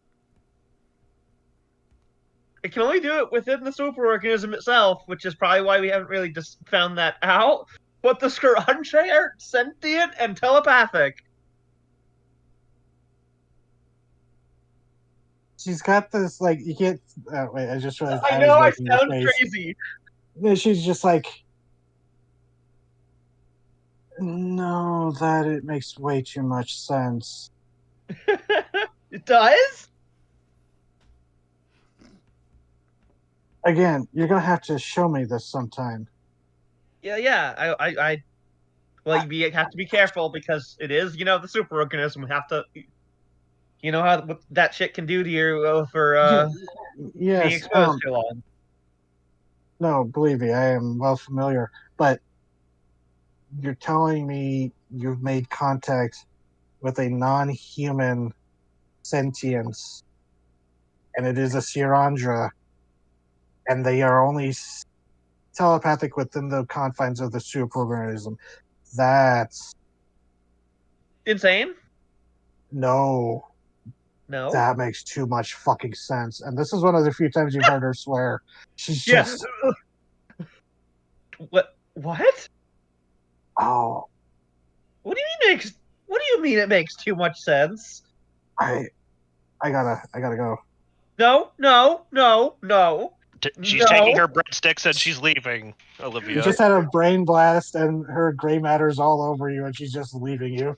Oh God! Ew. Yeah. Olivia, stands up a little too fast, and like a little when she stands up. Doc,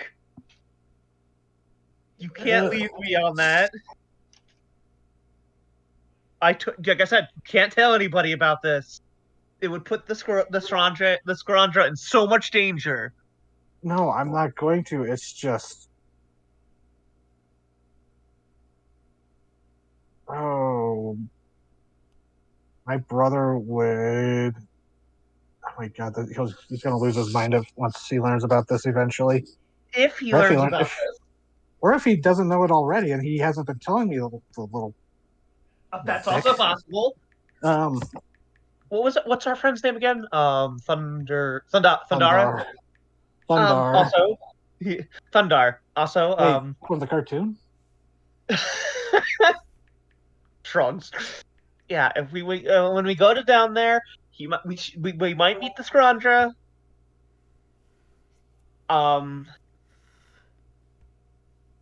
Their name is Thundar. If you're with me, I don't imagine there'll be a problem.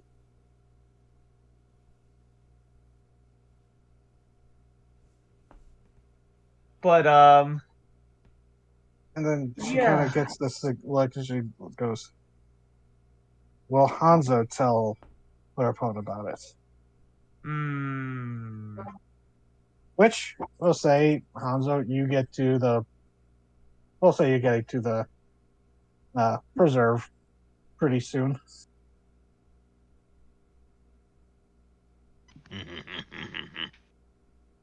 But she asked you, Olivia, do you think Hanzo will tell?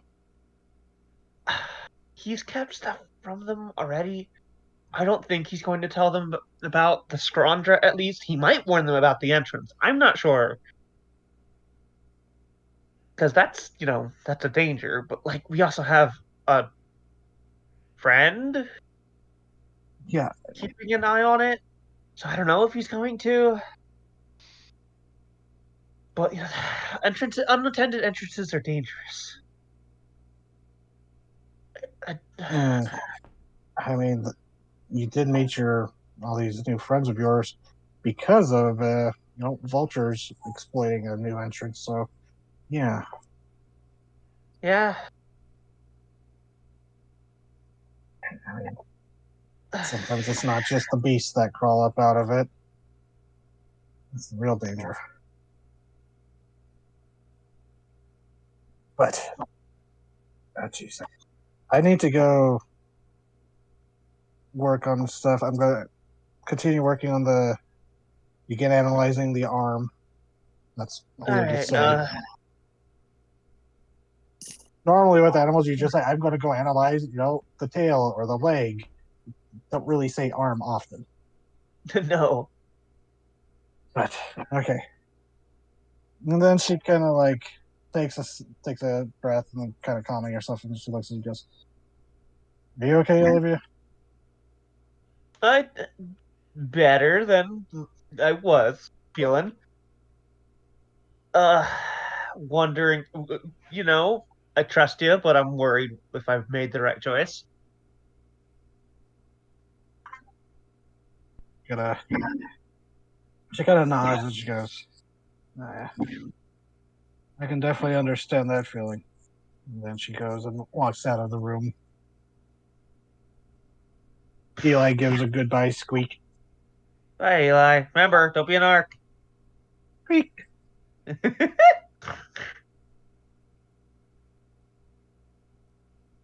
Oh, jeez. TT. What? I put the loss symbol in another server, and I tab back to it, and it's just a bunch of people responding with violence gifs. That's the exact reaction you should get. Once I saw I knew how to do it, I was like, oh, this was forbidden knowledge that I should not have been exposed to. And then someone goes, after all the like beating, gives like, I should rewatch JoJo. It's a good thing I am immune to this spell. But so Hanzo or Mhm. Olivia, did you want to go talk to Stacy or Hmm. before Hanzo Yes. showed up? I don't know who's coming, but yes. Okay. So You can You hear go- me by the sound of my footsteps and the Darth Vader breathing. Yeah, she like comes up like, and the Takes J seconds, like- pop. all right, I know. Yes, the J-pop. Knock knock. And Stacy's inside sitting at the little card table. Looks like she's had like one of the there's a tray. Looks like she's finished up her breakfast. You enter. Goes, oh, hey Olivia. Hey.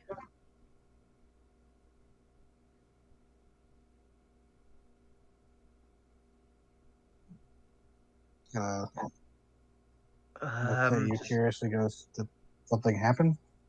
uh, Update. just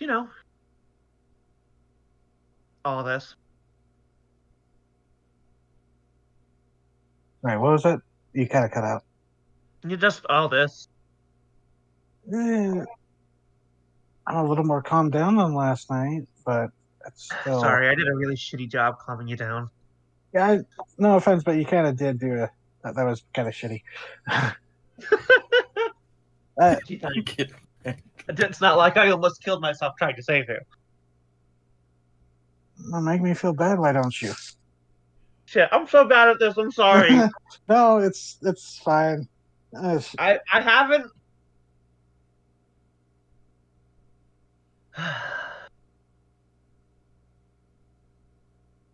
I have not been around a girl pretty enough to fluster me this much in a while. It's throwing me off. Seems to throw her off a bit too. Ha Victory! Yeah.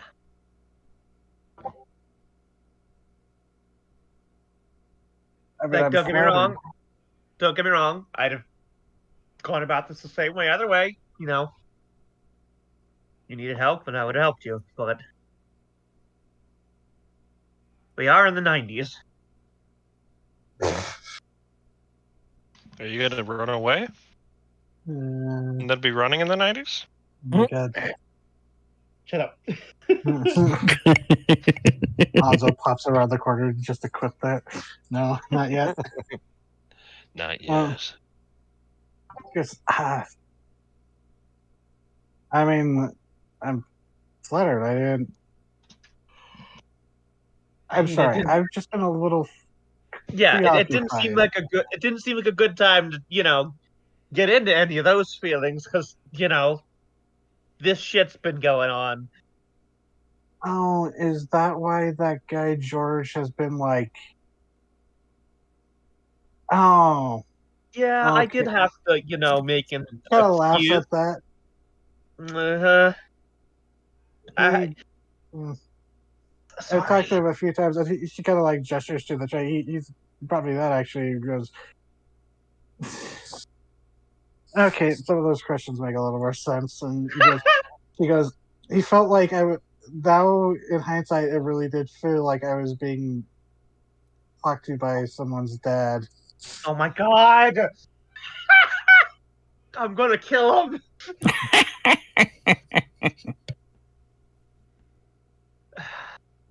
I'm sorry. I don't even know if you. No, that's fine. That would freak some. Sorry, what? That would freak some people out. I didn't want to. It's hard to find people these days. Like No, I understand. It's difficult out there. I get it. Yeah.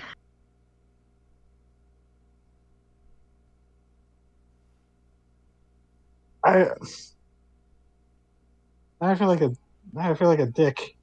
What? No. Why? No, this is her saying that. She goes, Yeah, and that's Livia. What? No. Why?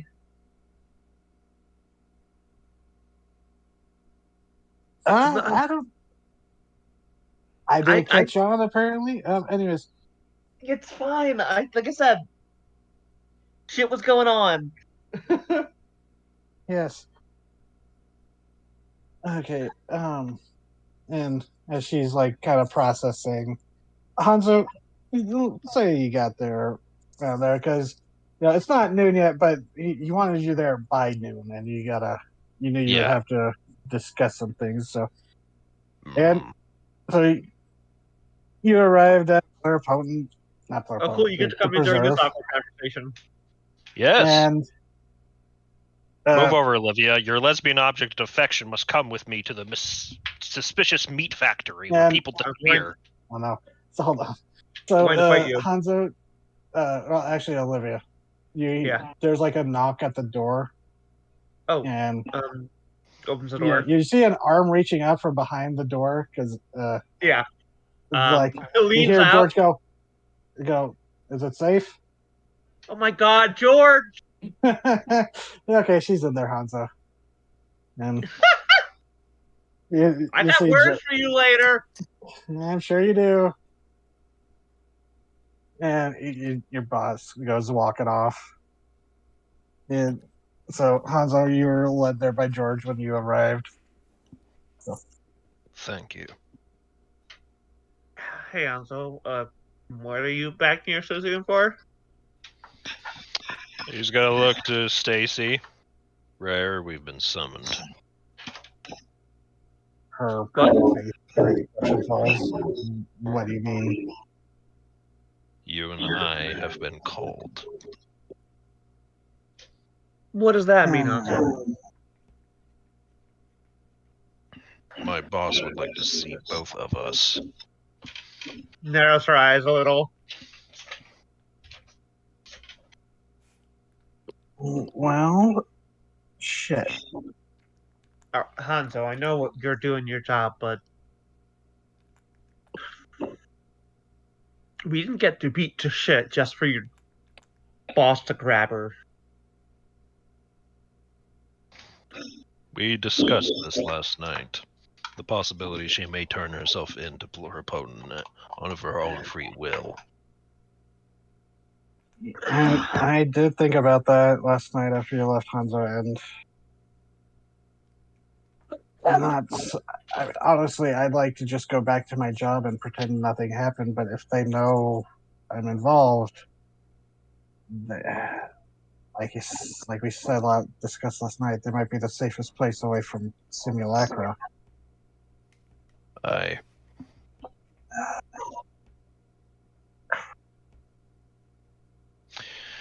We're expected soon. I'm coming with you. You can't. Too bad. I'm not letting her go off somewhere where she doesn't feel safe by herself. No, Olivia, please don't. It's fine. I knew I would probably have to talk to them eventually.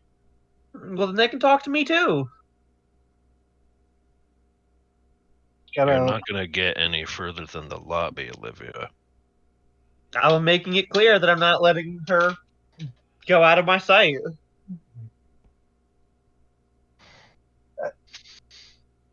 Olivia, consider if you involve yourself with this, what might befall the sanctuary? They know who I am. I work for the CEO's. Oh, no, actually, no, you don't. People don't know that. Oh, they know who I am. I work for this place. This place is extremely well known by them. Olivia, Yes. please. I don't mind if she kind of looks to you, Hanzo. She goes, "I guess you can come along, but Olivia, they're not gonna let you come back or come forward to talk. This is Well, we'll company see. stuff." I know that you work for this place. This is well known. I've been involved with you this whole time, and they know that too. We do not yet know the full extent of that, and I would rather not reveal that until it is necessary. Yeah, I don't want to send this person off after all that fucking trouble keeping her safe.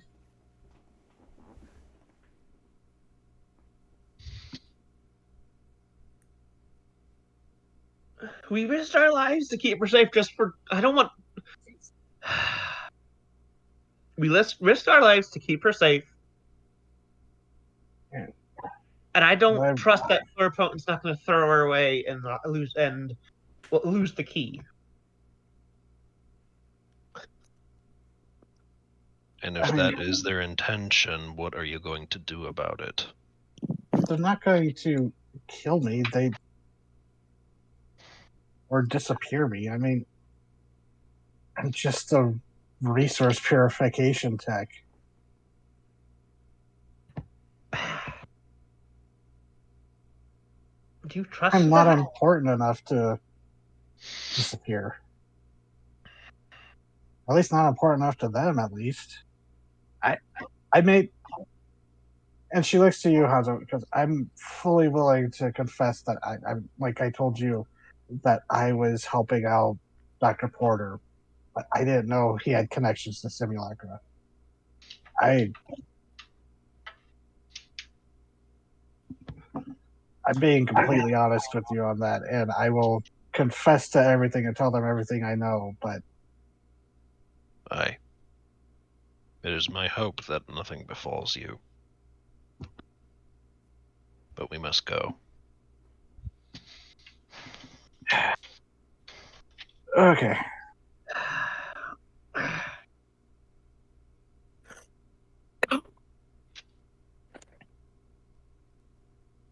Are you sure about this, Stacy? She kind of laughs. She goes, "Oh, not at all, but I don't really have a choice.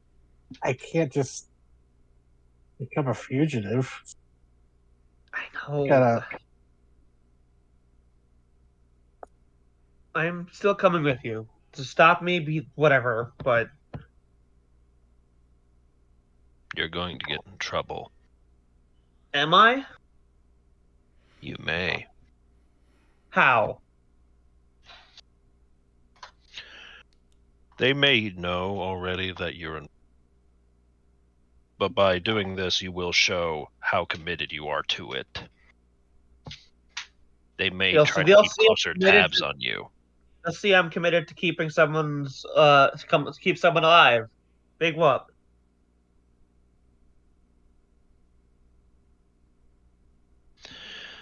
He's gonna check his watch. The consequences are yours then. I'm at least gonna ride over with you. Maybe I won't get out of the car, but I'm at least going over there. Do what you will. Then the car uses car phone to make long distance telephone calls. Yeah.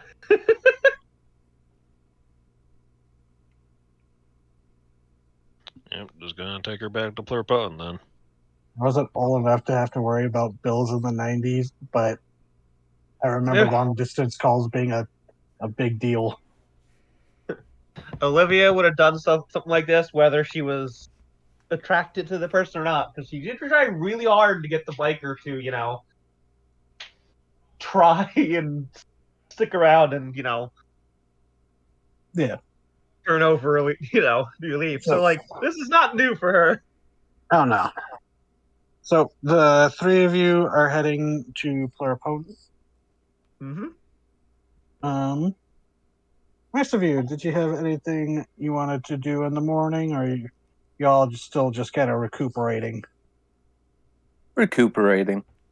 Yeah. Tommy, you probably can haul yourself into Carlos's for a post full moon burger or something. Nice and greasy.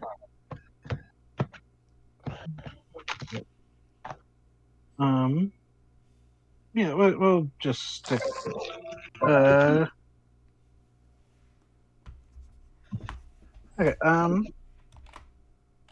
Yeah. Sorry, I'm trying to think about the rest of you. I don't want to focus too much on individual people tonight. You know what I mean. I'm trying to make sure everybody Let's gets bring to the whole gang. That's all going to clear voting. bed. Yeah, Fred. Yes. I'm just gonna say you go back to Carlos's for breakfast, just so you're there for convenience. My convenience. I am here for everyone's convenience. Okay. You're a very convenient person, Fred. Winifred, Unfortunately. I assume you're just sleeping since it's morning and that's your bedtime. Yeah, that works. I don't want to exclude you if you wanted to. No, it's all good. That's what Fred is doing.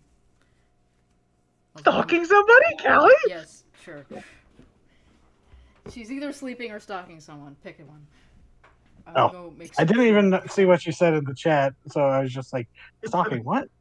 Fine. I'm gonna be making food, so Okay, whatever you want good. to. If you want to like cut back to her doing some Pink Panther bullshit, go ahead.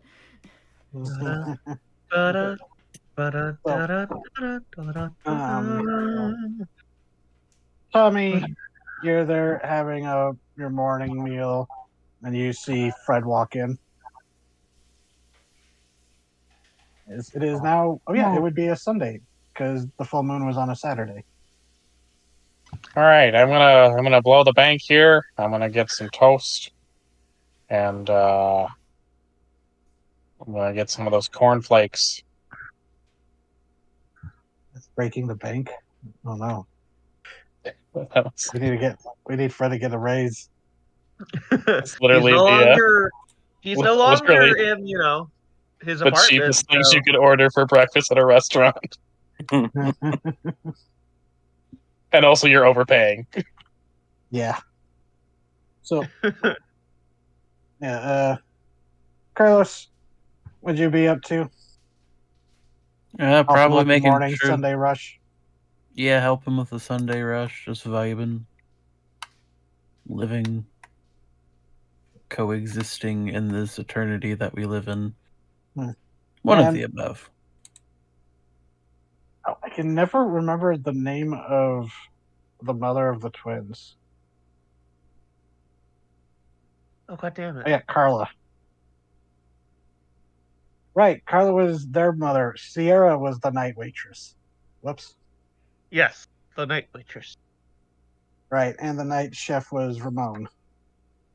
Okay. So, Carlos, you're helping with the thing. Night waitress. You're talking with Carl, or you're helping Carlo, get people refills on coffee, and handing out plates of food as she goes. Just kind of casually chatting. And she goes, "Oh, Carlos, did you hear the? Well, actually, would you mind if the kids kind of rooted around a bit through some of the scrap out back? They're trying to make a terrarium or something, and they said they want little things for their. They found this little lizard. Oh no! Thing. Sure. They found. Honestly, with how everything is, I'll go make sure they're being watched out there because there's some stuff out there that they could really hurt themselves on if they're not careful. Oh, yeah, that's true. They found this egg apparently down by the river. They built their own little incubator. I thought it wasn't going to hatch, but sure enough, there's this little monitor lizard. Okay, so it's an egg first, then. Egg. If you remember, that was one of the stingers. Yes, it is one of the stingers. Oh, yeah. Yeah. So that's not Carnivore. All right. Must have been some little feral lizard that got escaped some pet or something, because I have never seen one like that around here. Oh. Be gone. Thank you. I did not like that. That gave me heartburn. That unsettled me.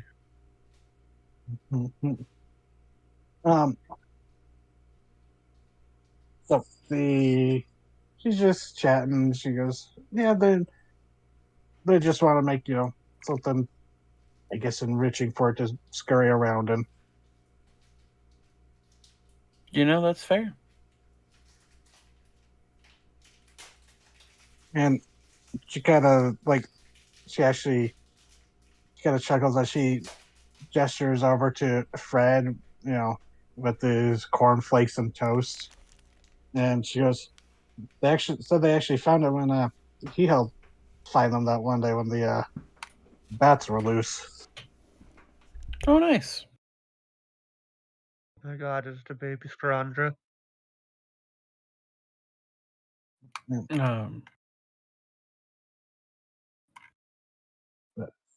Yeah, so she's just gets back to helping out fill out orders and bring people their refills. So and actually the kids would be there. They're having they're also eating big stacks of pancakes. But yeah, it was just a little thing. So Hanzo and Olivia, Yes. how awkward was that car ride over? A little awkward. I thought she was driving her own car. Oh no, she's in your car. All right. I'm just She's in the back. saying nothing. He's staying eyes on the road. Is the J-pop playing? Yes, of course, the J-pop is playing. Stacey seems like, she seems to like it. Oh, this is different. I don't know if I've ever heard this before. What is I it, smell Hanzo? smoke, and I hope that's someone grilling in the neighborhood. You can always check. They'll leave us to interact, I suppose. Yeah. No, that's fine. What is that? I've never heard this before, Hanzo. What is it? It's music. Gee, thanks. That so totally answers my question. Oh shit, is this music? I'm gonna stab you. I'm gonna suplex you.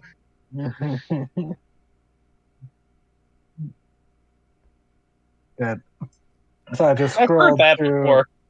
I just scrolled through the music hole, and the first one that I could get to that would be appropriate is like Hiroshi Suzuki's Romance. Yep. I was playing it just a second ago. I've been listening to the Pathologic soundtrack. That's been an experience. Oh shit! Hell yeah! Pathologic fucking fascinating. So, I just saw the teddy bear suplex. Look, Hanzo, I don't know. I know you're not crazy about me coming. I'm at least.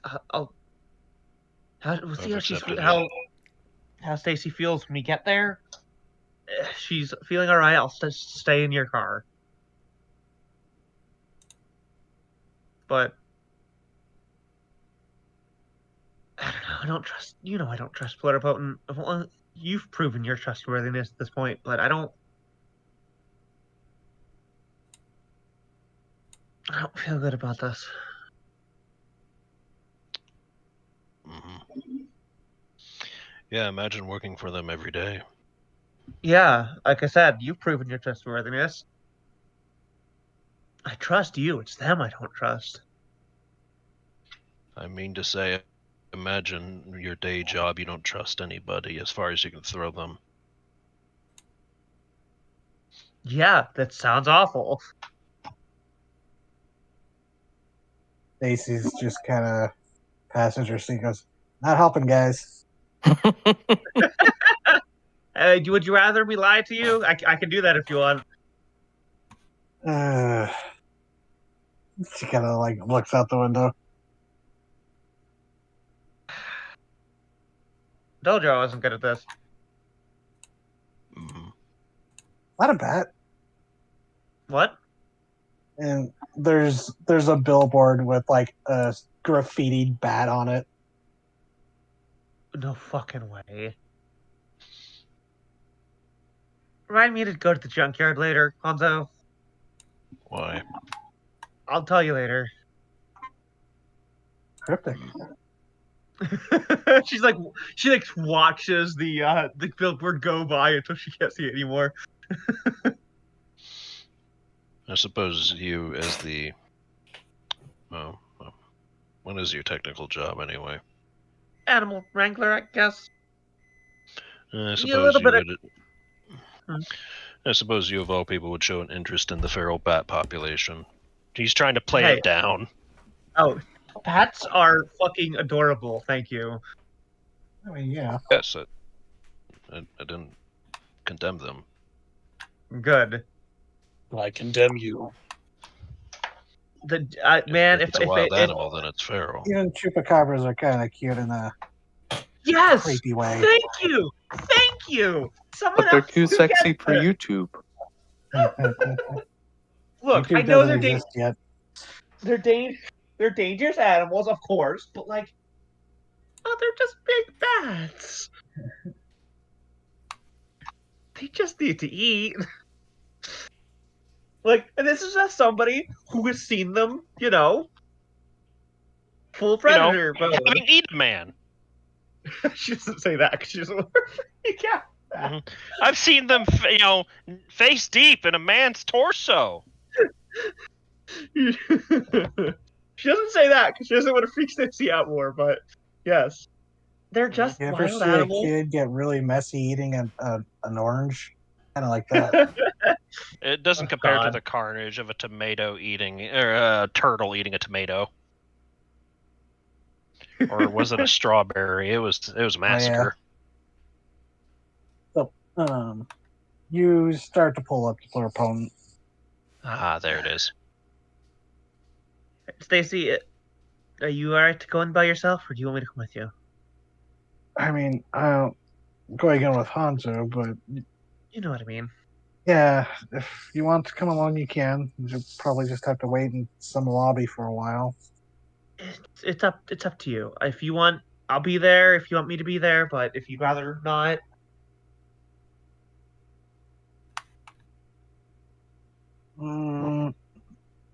Maybe just wait back. okay. Hanzo kind of has a point. If you do go in there, you're definitely on their, not in the radar. And she kind of like looks to Hanzo for like help. She goes, they'll You'll notice. definitely move up on their priority list. All right, I hear you.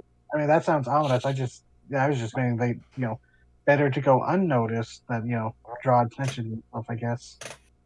That's,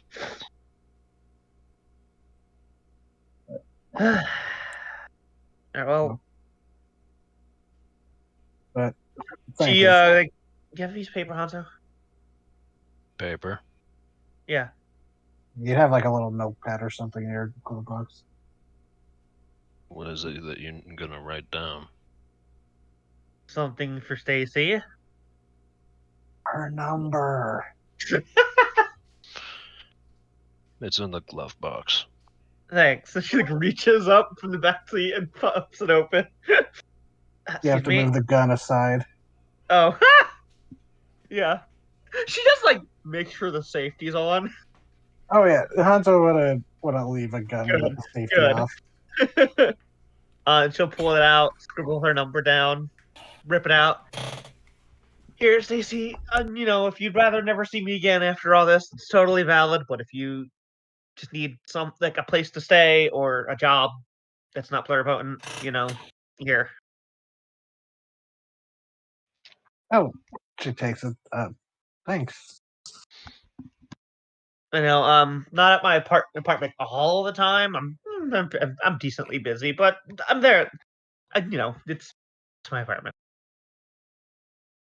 I appreciate it, and Yeah. and for the help. And she looks to you, Hanzo, and goes, I mean, to both of you. Thank you. You could have just brought me in right away, but put yourself in danger professionally and physically. It's what I do. She was kind of saying that to both of you. Yeah.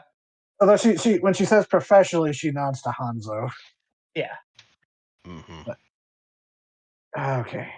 I didn't get all these scars by watching animals maul people.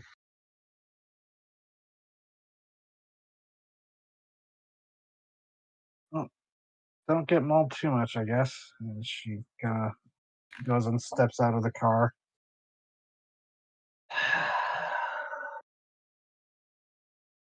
I'm sorry, I'm terrible at role-playing romance stuff. It's No, you're not doing anything wrong. That's Olivia, like, just like when she leaves, like, I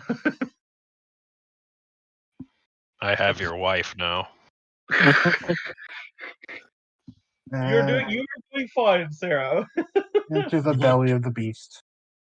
She looks at Hanzo, you know. Do your thing, Well, Hanzo. considering how the pluripotent's built around the fucking Kataba Small, yeah. Mm-hmm. Dear God, they're going to war Stacy. Oh my no. God. Oh jeez. Yeah, that turtle is just going to town on that raspberry. The carnage. The GIF, I think it is. No, it's just the tiny little. It's a picture in the general. Oh. The carnage. I can just hear, that the gecko Godzilla animation someone did. Yes. Yeah. I'm just imagining that, but it's a tiny Gamera doing the little Gamera screech, but tiny. Yeah, Aw, high the pitched. camera, the brave. But so Hanzo, you and Stacy head in, with your access. You don't have to, go through the main ways that others, like visitors or the, the While he's normal gone, I'm workers have to totally go using his phone to call the junkyard. through. Okay, we'll get to that in a second. Yeah. So, and you get, you start going down towards the security department, where McLean has his office. Oh, excuse me. Yeah, Director McLean, I guess would be his title. Security Director. Mm-hmm. But when you approach his office, you actually see I do need to watch that Camaro show. I didn't know there was actually tiny baby Camaro. But when you approach his office, you actually see Agent Wakefield kind of standing outside as if she's waiting, and looks up, because she seemed to have been waiting. She goes, "Huh, Hanzo, Miss Rear." Stacy kind of flinches. She, hello. Then the Agent Wakefield nods and goes, "Director's waiting for you, Hanzo." Thank you. As you enter, she kind of goes, "Good luck."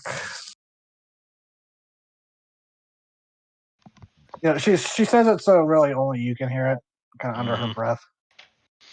And how is the director's evening?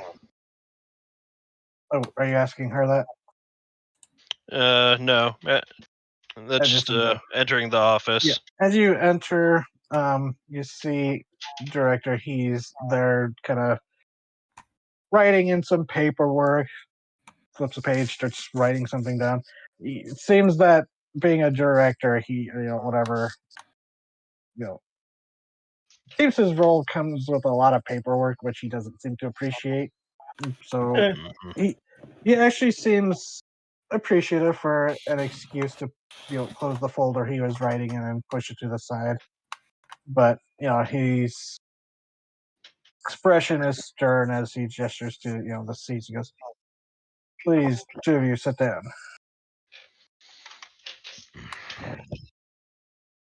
Stacy sits down stiffly. She's looking pretty tense. So,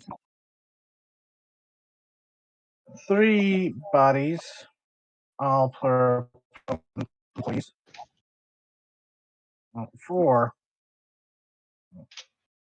No, I miscounted myself. Sorry, I gotta. Right. It would have been 4 with Porter. I forgot that. 4 pluripotent bodies. One of them, and one of them a doctor that you turned over to the police, starting off this little killing spree. And I learned that from one of my other agents that you've been sheltering one of our potential persons of interest into the case at the preserve. Curious what you have to say for that, Hansa, Miss Rear.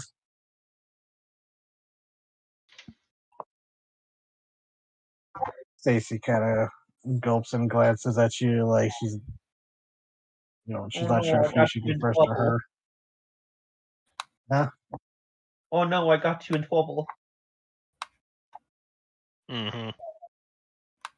Imagine that.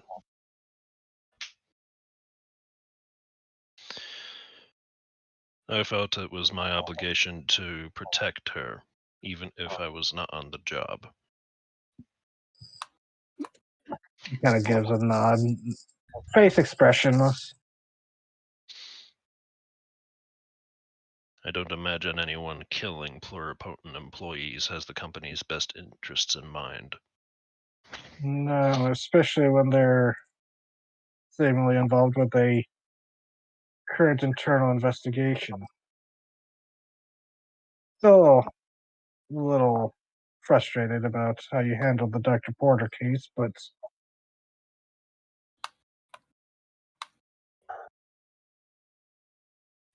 Understandably, sir. now, Miss Rear, can you tell me why you decided to go to my agent when he was off duty and ask for shelter? And Stacy kind of gulps and she goes, well, full disclosure, I was helping Dr. Porter using my access at the purification plants. I helped him skim off, and she starts going into it, talking about how she would skim off materials from resources, and she starts going into some of the more details. And as she starts talking, it seems she's just like letting it flow as she just starts admitting about like she starts going into like amounts, and after a while, McLean's like just holds up his hand and goes, "Thoroughness is appreciated, but." Are you trying to say something? Sorry. No, I was just going to add, the full extent of her involvement, which admission that she was not aware of Porter was quite doing. Yeah, and when you chime in with that, she will. Yeah, at first I thought he was making off, just knockoff medical gel. I mean, that's one of the most commonly, replicated things for hospitals that can't really afford it, and but then by the time he was asking for more esoteric stuff, like I really didn't know he could make Epiphany with some of the stuff he was making, even though I knew it was some of the more classic, restricted materials. And McLean kind of again holds up his hand, cutting her off. He goes, "That's enough for now." And then he looks to you, Hansa, and goes, "What can you tell me of this assassin?" Seems he chose his words fairly carefully. Mm-hmm. But Agent Wakefield's told me of her investigations in the field, and the autopsies of the remains has been Interesting. Yes.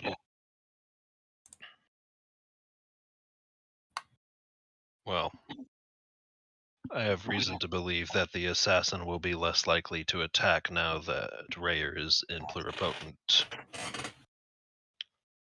He was about to say custody and safety. There's probably only because you've worked with him a little bit that you kind of pick up on some of, you can kind of pick out some of the ticks in his normally stony expression as he just kind of quirks a brow at that wording. Just like, but doesn't draw any else attention to it, but I suppose so. Dr. You want to actually name drop her in front of Stacy. He goes, the previous simulacra kind of seems to pause, searching for a word. Associate. And he kind of holds up a hand to, to stop any protest from Stacy preemptively, and she goes, "It's would be the best to help get the Eye of Simulacra off you." Protective custody, if I had to guess. Of a sort.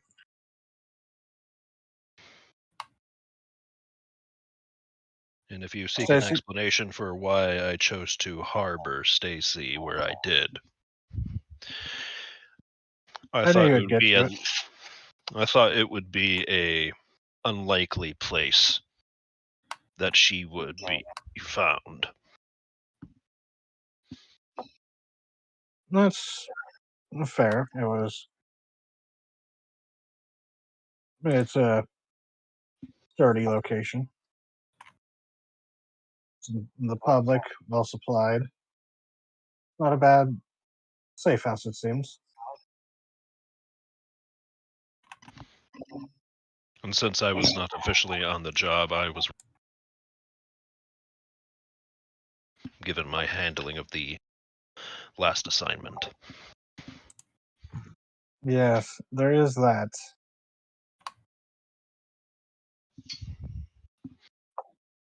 Something we'll have to discuss once we're finished with Miss Rear here. No, but as for you, Miss Rear, speaking of, you're going to sign a full confession. You're going to admit whatever you can remember, or you're going to remember everything that you've supplied to Dr. Porter and to anyone else if that is the case. Don't reveal anyone who has worked with Dr. Porter on illicit, extra corporate projects, as it were. And in exchange, we'll see about cutting you some leniency. But you will have our protection from simulacra. That is something we do not tolerate. Or he goes, no, he would have gone. Simulacra interfering with our employees is not something we tolerate fondly or tolerate at all.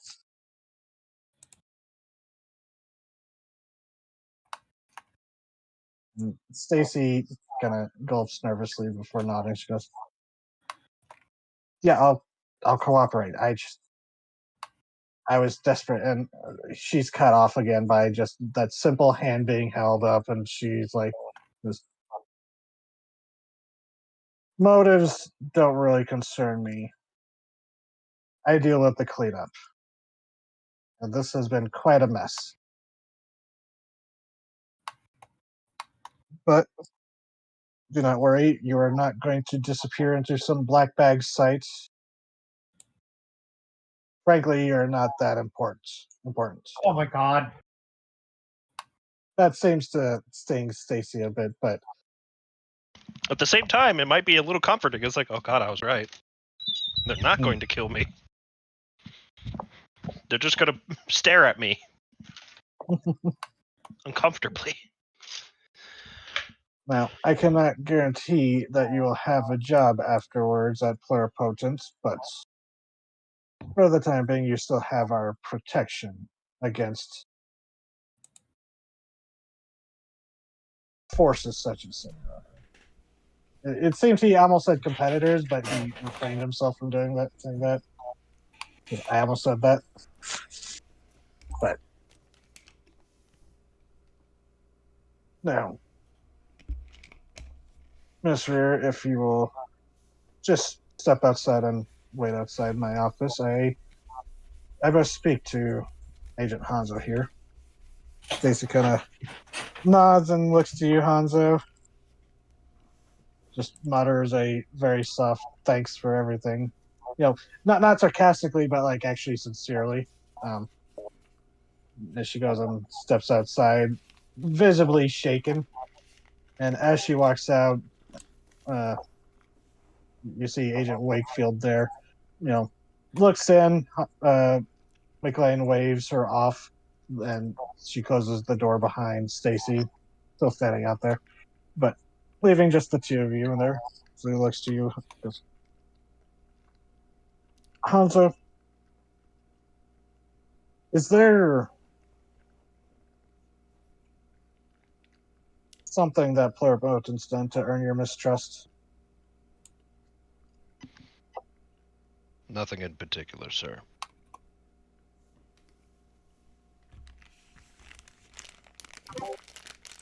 You brought Dr. Porter into the police custody, which I understand your motivations. I think I do. But in doing so, it led to, well, taps the folder on his desk. This whole fiasco. Correct. But now that Miss Reader's not here, grimaces as he realizes he accidentally rhymed. You're going to tell me what you know of Project Carnivore and what it was doing here. Good to know I don't have to beat around the bush, sir.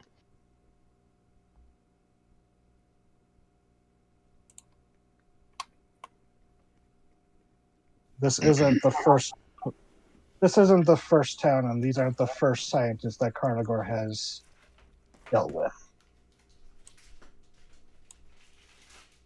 She was a lethal killing machine, sir. I can vouch for that much. Was. So you say she has been eliminated as a threat? I do believe so. However, I do not know the full extent of what artificial life forms are capable of.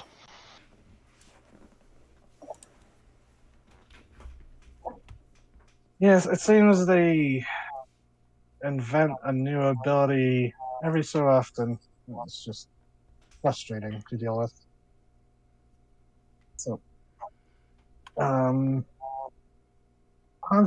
because this is the perfect time for it, I need you to roll your class ability, deal with the agency, because this feels like Appropriate the time. time. So it's a plus sharp. Deal with the agency plus sharp.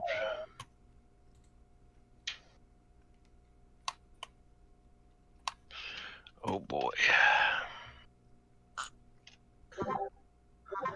13. Dang.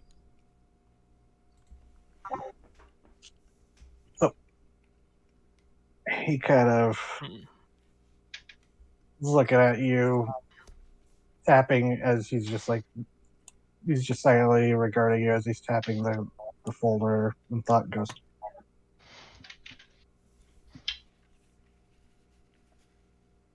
I need you, if you can, bring me proof of Carnigore's demise. Tissue sample, a limb, something that we can give to prove that this threat has been wiped off the table for now. Understood, Those sir. that be are very interested in undercutting simulacra. You can see now why they take them as such a threat. Yes, sir. They've been acting rather brazenly as of late. There are no laws regulating inhuman assassins. At least that's sighs and rolls his eyes. At least that is the simple way of putting it. Laws do not exist for something that exists outside of the realm of possibility, sir. And as far as the public is aware, such a thing is not possible. It's good that you remember that. It is an important part of working here, and well, I was alarmed at what Miss Agent Wakefield revealed with your off-the-clock workings. I am impressed that you're able to, without company resources beyond what you already had, we're able to deal with a noted simulacra assassin. Good work, Hanzo. Thank you, sir. But that doesn't deny that you did not tell me as soon as you did not inform me, keep me in the loop. I'm going to. This does not clean up for the mishap with Dr. Porter. His loss is unfortunate and will possibly haunt us. That's not him messing up, that's me. I've been talking for so long. He goes, this will possibly, his loss will possibly haunt us for a while yet, especially if. Well, you've spoken to the coroner, and I've seen what he suggested to us.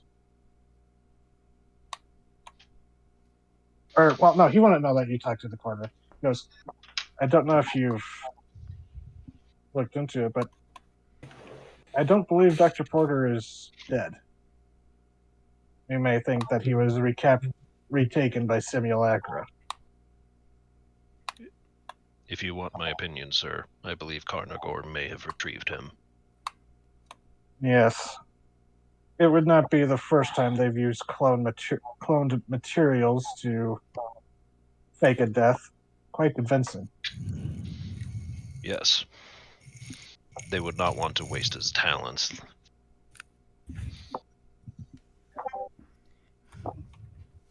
He nods, As you said. which is similarly why I am appreciative you brought us Dr. Apostu. Her talents were not something we needed a competitor or a menace like Simulacra to retain. Yes, sir. And as you said, motives do not change the outcome. Though I am regretful that my calculated choice at the time, in the belief that it would prove a net positive in the future, has led to this.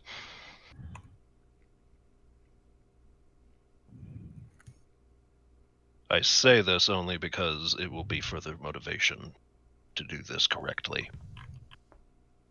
I'm glad we see eye to eye then. Yeah.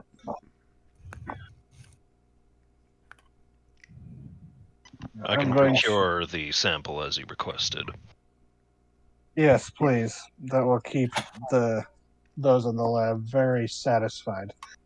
They are always scrambling for simulacra technology to dissect. Yes, sir. Like you kind of, just for such a good role at deal with the agency, normally he wouldn't let this slip, but he just kind of scoffs and he goes, it's as if they take it personal that their boss has become their competitor and they don't want to be left behind. Is it any wonder why simulacra is so advanced when they are not constrained by oversight? And when he said the previous thing about the pluripotent technicians or researchers, there was kind of like a hint of derision in his voice. But when you said that, he kind of. What did you say? It's like. Is it any wonder why Simulacra's technology is so advanced and worth studying if they are unconstrained by oversight? And he can't, the derision, his expression goes stony again as he kind of leans in a little intently. He goes, I need to impress upon you, Hanzo. We are pluripotence restrictions. Yes. That's twice now. You've, within a course of a month, handled 2 of our employees dealing with simulacra. We are the restrictions. Yes. Keep up the work. Thank you, sir. You'll be coming back in within the week. I will deliver the sample before the end of the day. Excellent. And I do believe Stacy was telling the truth, or Miss Rear was telling the truth. She's just some unlucky person who caught a bad break and trusting the wrong person. But it's not my job to dole out judgment.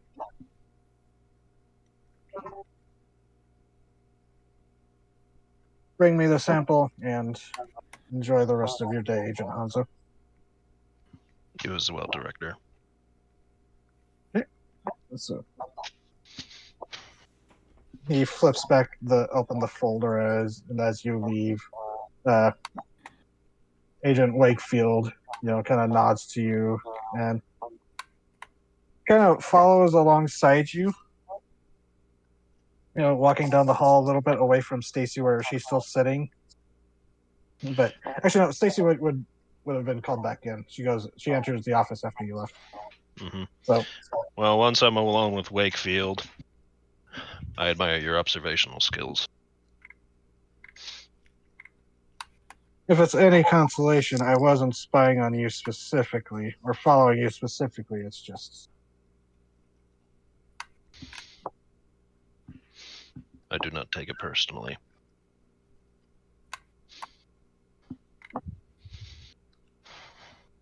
Your little team is quite impressive. If you were able to deal with this threat, curious to see what the rest of you can do. But remember, they are not of the company. That I am painfully aware of. She gives a nod and satisfied. Goes and re-enters the office with McLean and Rear. So you are left on your own. You can return to your car and Olivia, you said you were doing something? Yeah, I went to call the junkyard. Yeah, was there anything else anyone else wanted to do? What? Or just y'all having a peaceful day? Fred is going to go to Blockbuster and return his Howling VHS tapes. I'm so jealous. I missed Blockbuster. Satisfied that his work with them is done. Did you enjoy them? No! It's the Howling!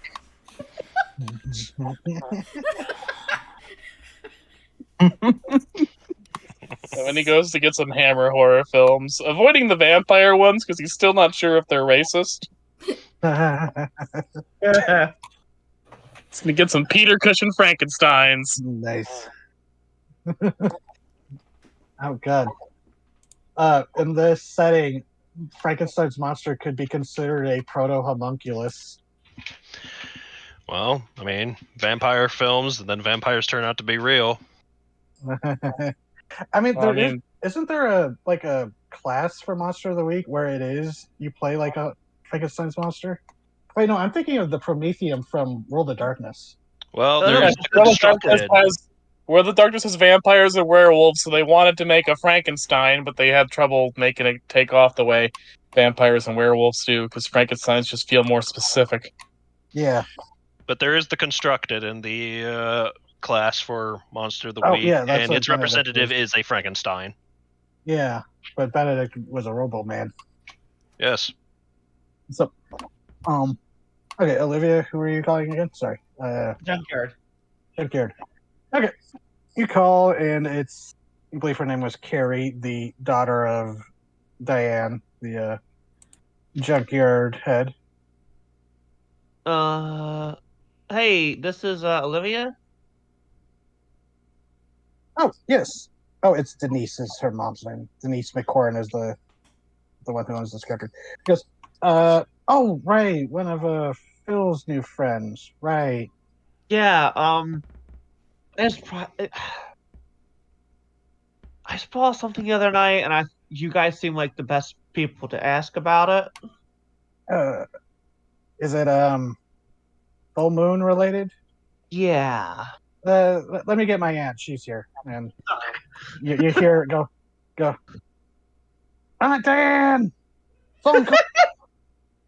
Okay, she'll be here in a second. Thanks. And a moment later, you hear Diana grumbling, and she goes, "Yes, hello. Hey, it's Olivia. Hi, Olivia. What's up? I saw something weird the other night, and I Weirder don't know. than the giant lizard?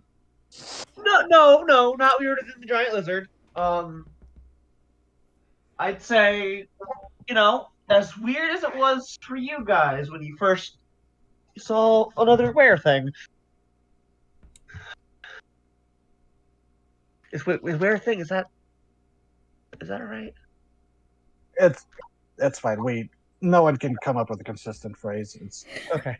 I saw a fucking giant bat. okay. Yeah, Ripley said she thought she saw one too, and she ran into Tommy last night and said he told her something about a giant bat too. All right, I guess it's going around. Yeah, no, I was driving to the preserve last night. I caught a glimpse of something, so I pulled over and pulled out and used my some night vision binoculars to get it out. Saw, I didn't get a super good look at it, but the fact that I saw it all means it was pretty big. Yeah. And if it was flying, it's probably not one of those chupacabras. If I remember right, they don't really fly. No, I guess it's possible for a flying subspecies to exist, but That's frightening. But yeah, the fact it showed up around, this time of the month, I thought it a little odd.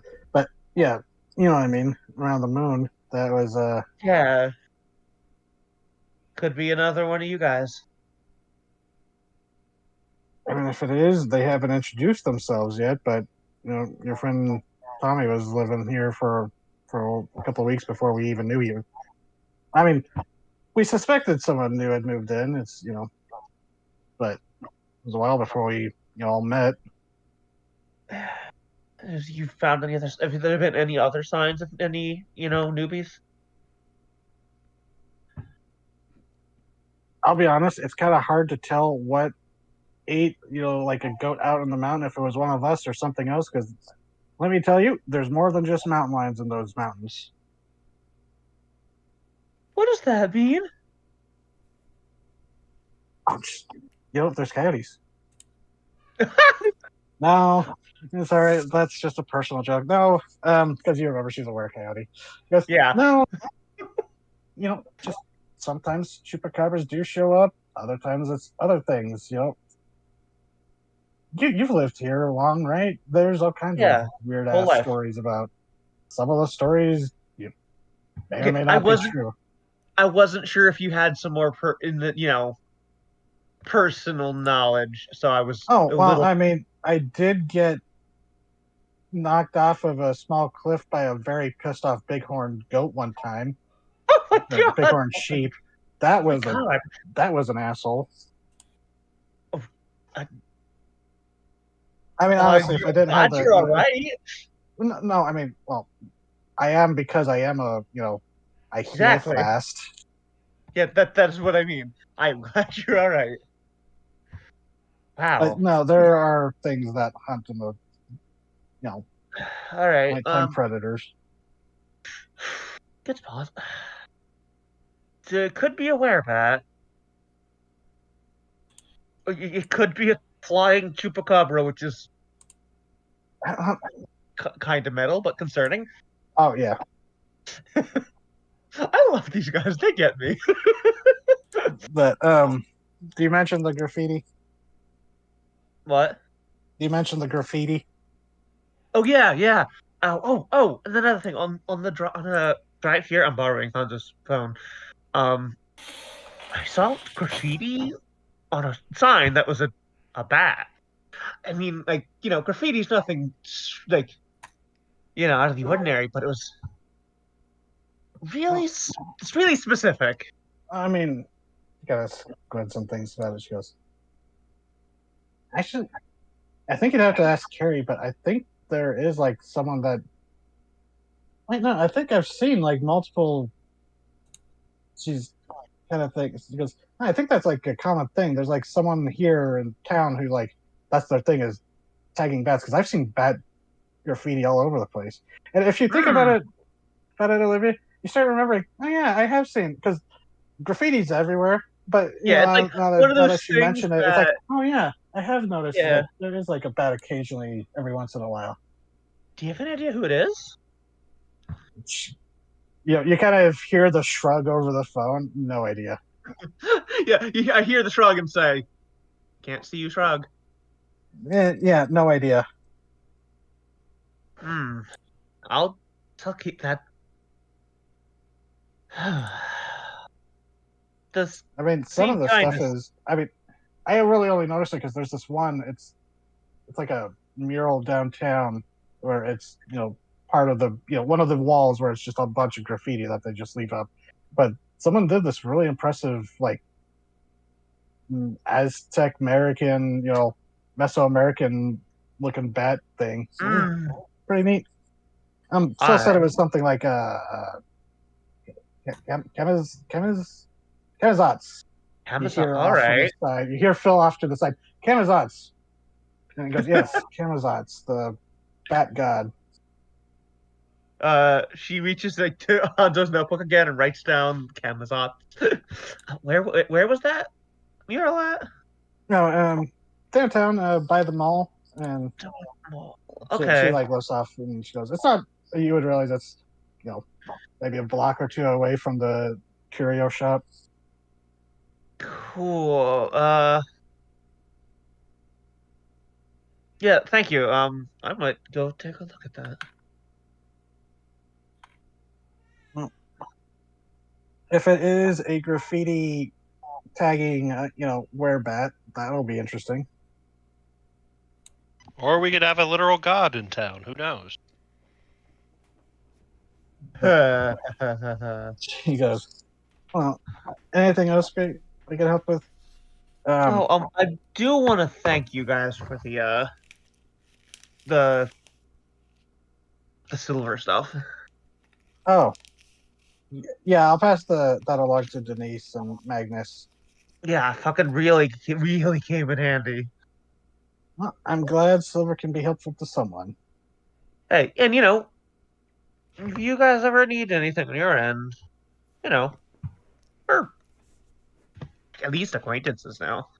Yeah. Well, we are appreciative that Ripley says you handled the big threat. Yeah, Got in some licks for what it did to Phil. And speaking of which, if you see a little strange-looking little lizard, probably,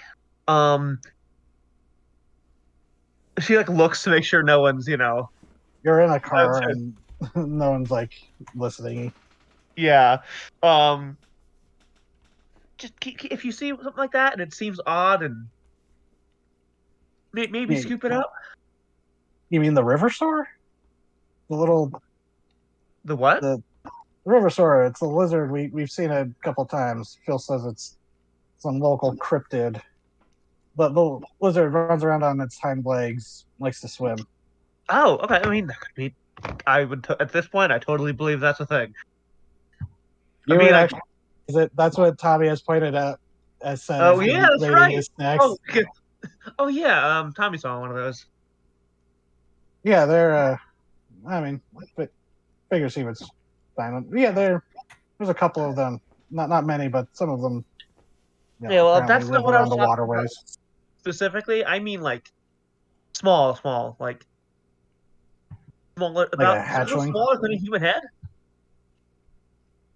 Okay, that's a lot of lizards here. We live in a desert, Olivia. Okay, but like I said, a weird one that looks out of the ordinary or smells weird. Might talk to you. Yeah, we're pretty sure. Okay, well, we're not pretty sure. Carnivore ejected the monster ejected her certain nervous system, but she is also a victim in all this, and she needs help. There is a long silence before you just hear a what? Yeah. You know how we were worried about someone getting one of your pack and doing some shit to him? Yeah. Okay, Olivia, this might be something we should have a conversation in No, person. yeah. I'm actually gonna. I'm gonna head over there after. Yeah. I'm gonna head over there. So, you gotta steal Hanzo's car. Yeah. No. I'm gonna steal. No. Hanzo, you walk out into the parking lot and see Olivia drive your car away. I mean, at least you know the number to your own car. No, she doesn't. Yeah, she starts driving away. I call my own car. Pull over. But so yeah, I'm gonna get Hanzo to come over there after he's done. We're doing what he's doing. Okay. And then I'm gonna go look at that Kamazov mural because that seems important. Okay. So stop by whenever. Me and Phil will be here probably. Don't know about the other two. Magnus was wiped after working with Silver for so long. That's fair. But hey, what do you guys like to eat? Food? Bighorn sheep. Okay, what do you guys like to eat that I can grab on the way there? Oh. Instead of taking up too much time, you get their orders, and eventually we don't have to go through explaining everything again because it's getting to be okay, let's go to this person explain the same thing. I mean, as long as Hanzo does not have a reason not to, I feel like it's beneficial to let them know. Not like all the weird details, but that I mean, Carnivore is out that's there. That's something you can discuss with Hanzo as he just arrived back to his car. Oh, cool. She knocks on the window, like, "Come on." Oh no, you're inside the car already. Yeah, I know. She's knocking at him from the inside. Hanzo. Easy. Oh no, Hanzo. He muted himself. Easy, no. Turns out my flipped. What? My power flipped. Oh no. Continue. Okay, well, I'm getting you. I'm motioning for you to come on, hurry up. Yeah. So I was just saying you got to the car. Oh, okay. Yeah, when you get in, she's like, hey, so I borrowed your phone while you were gone. Called the junkyard, because now that it's just two of us, I can tell you the weird shit that happened last night. But also, we should go to the junkyard and stop by so-and-so to get some food. Carlos's place. Yeah, I mean, yeah. If Carlos has the stuff that they asked for. Sure. Oh yeah. So, last night I saw a giant fucking bat.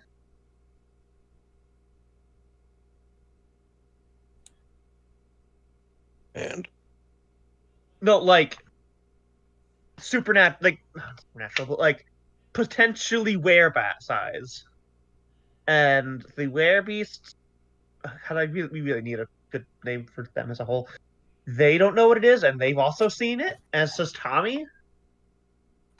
And they've sort of referred to themselves as like a pack. Yeah, the pack. The pack saw it. Don't know who it is. If it is a werebat, it could be something more. There's just some what initially seemed just like normal, like background stuff, but there's a lot of bat graffiti around town, including of something called Kamazats. All right. I feel like there's something going on there, and I also think we should tell the pack about Carnivore. So if they run into Carnivore, there's not any unneeded bloodshed. Noted. And also I asked them what they wanted to eat, and this is what they wanted to eat. I'm buying. Speaking of Carnivore, I'm going to need that other limb. Carlos has it. A foot. Yeah. Well, He's I may using it as a back scratcher. Turn it into an umbrella stand. I've already given the arm to Lucia. The foot, Carlos probably still has.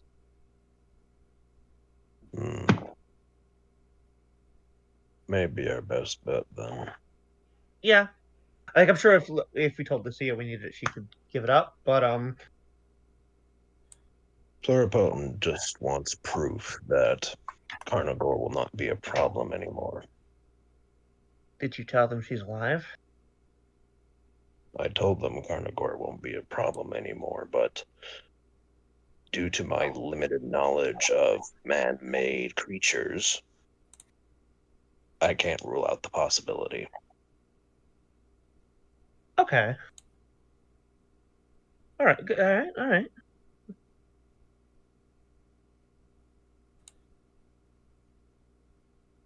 How's Stacy? Under protection. Doesn't exactly inspire confidence.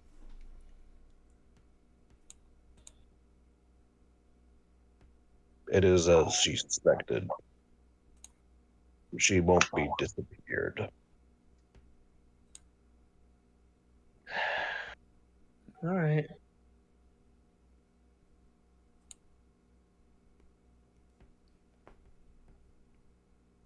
It's one thing Let's to tell yourself that you're not important enough to disappear, but it's another thing to have the evil corporation to actually go, yeah, you're not important enough. Well, you want to go unnoticed. You want to be the little mouse on the wall. Sometimes you get what you want. Become the mouse in It's the like, wall. I just want to be a little mouse underneath, underneath notice. Yeah, you're a rodent, all right. You're a fucking rat, is what you are. Nope. Just gonna key up the car and drive off. Head over to Carlos's, the Greasy Spoon Diner. Yeah. We'll pick Come up in. the Grab claw on there. Yeah. The rest of you, we're getting close to the end. Was there anything else we all wanted to do before, wrap up? Mm-mm. Oh, I'm good. Okay. I want to kill the President of the United States. Nixon's Let already me dead. do it. We have 20 minutes. No. I'm killing H.W. Bush. Oh my god. So Look, after the I think Ronald I Reagan said that there was a assassination different. attempt, I'm not sure I we're think going to I do said that there was for a long time. different guy, different president. Yes, you did. Thank God. However, I'm sure that Winifred was like, "Hey, you want to do a little Fred adventure? Kill yet another president." Oh god. I swear to God. I think I said it was killed like Ronald President Reagan. Gutierrez or something. Yeah. To the FBI agents listening in, I have no means with which to kill ex-president George H.W. Bush. But if I did, I would. No, I wouldn't. But I'd think about it. Yeah, that would require Maple Samurai being an FBI agent. You're not a narc, are you, buddy? Don't be a narc. Bird squeak. So, yeah. Yeah, I'm We waiting could for the say- bird parakeet to, when he's alone in the room, he speaks with the voice of Keith David. Oh God. Finally. So, yeah, we can say that you all gather up at the diner. Coincidentally, you get the foot. We'll just say that's something we could just breeze past. You get the sample, bring it in. You hang out with your friends at the diner for a while before having to bring while you wait for the food to get ready. Then bring it over to the scrapyard. Those of you can join in if you want. You can all go over there, recount your adventure fighting Carnivore with your new beast friends, the unofficial pack. My new beasties. No.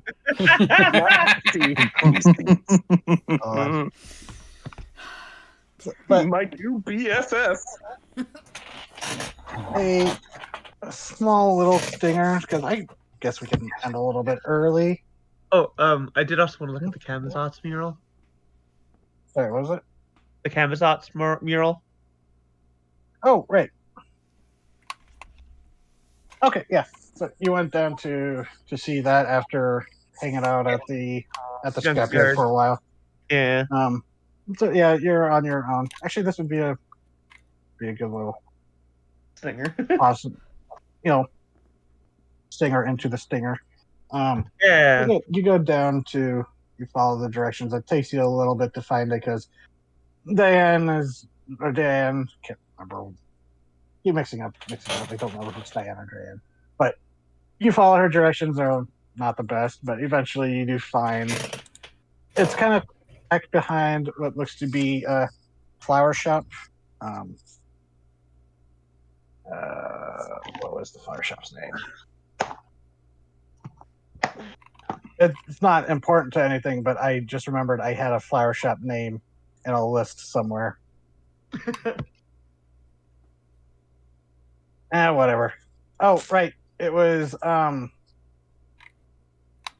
never mind, I'll come up with it later.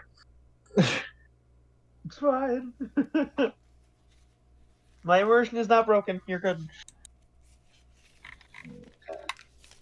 Oh wait. Sorry, no, it's a joke name, which is why I'm trying to fun it. Never mind, I can't find it. Flower power. I hate when that happens. And it's like, I know I have this joke ready, but so you go and find this little tucked away alleyway behind a flower shop, and it's wired graffiti. Some of it's simplistic, others of it is like, oh, this is like very well done. It's a mix. It's a very very nice alleyway, but it's a very interesting display of art, urban art and stuff. And often one's kind of corner of it, and it's not really a corner, but like this one section of it, you see what you're pretty sure what Diana meant, and you see this bat. It looks like a bat, like a vampire bat, out kind of realistic with its wings upright, kind of held up triumphantly, not a pose that a bat would normally make, but it's standing on its hind legs, which only the legs, it's like human from the torso down in a weird way, almost like a god depiction, but around its neck, and it's wearing this crest of Mesoamerican gold design, almost looking like the gold is almost like a golden halo around it, as there's just this bat, and you see it's looming over.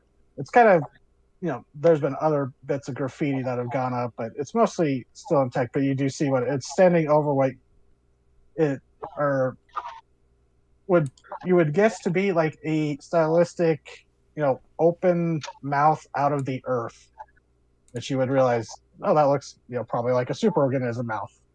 Mmm. And Cool. As- Cool. okay. And as you see that, you kind of like might have a camera take a picture of it. It's just you take a picture of that, and then as you are going back, you see your truck. You go back to your truck where you had parked, and you get into the car, and you kind of like look down at the passenger seat, and you don't remember putting it there. You don't remember buying it, but there's a mask. Oh. A mask Oh. that looks familiar. Oh. And we'll cover what that means next time. But we're still going. Scatha, don't Yeah. stop it. Not sure if it's, camera cuts away, narrative camera cuts away, and not sure if it's, the same night or days later or weeks later. You're not sure. You're not sure when this is, but somewhere distant, but perhaps uncomfortably close, but not within Redemption itself or within the valley. A man sits in a fairly quaint office, sitting at a computer, typing away fairly rapidly at a keyboard. A neurosynth computer humming away nearby. And as the door opens, Dr. Niven looks away from the computer as a man walks in, and as he closes the door behind him, the face ripples, the skin kind of peeling back in a not like grotesque way, but almost as if like a ripple just drips through the body, and the features change to a bald, almost featureless face that kind of grins, perhaps too wide. It goes, so good news and bad news, Doctor. We have lost Carnagor, but we have located Thomas. Ooh. And Dr. Niven just kind of smiles and goes, excellent. I need an adult. And he goes back to typing away, and that's where we leave off as Dr. They are adults. As Dr. Niven and the doppelganger, the shape-shifting humanoid, standing, fingers drumming against the handle of a Bowie knife tucked into the belt. That's where we leave off. Oh boy! Dr. Niven strapping on a rubber glove. I am an adult. Oh, no!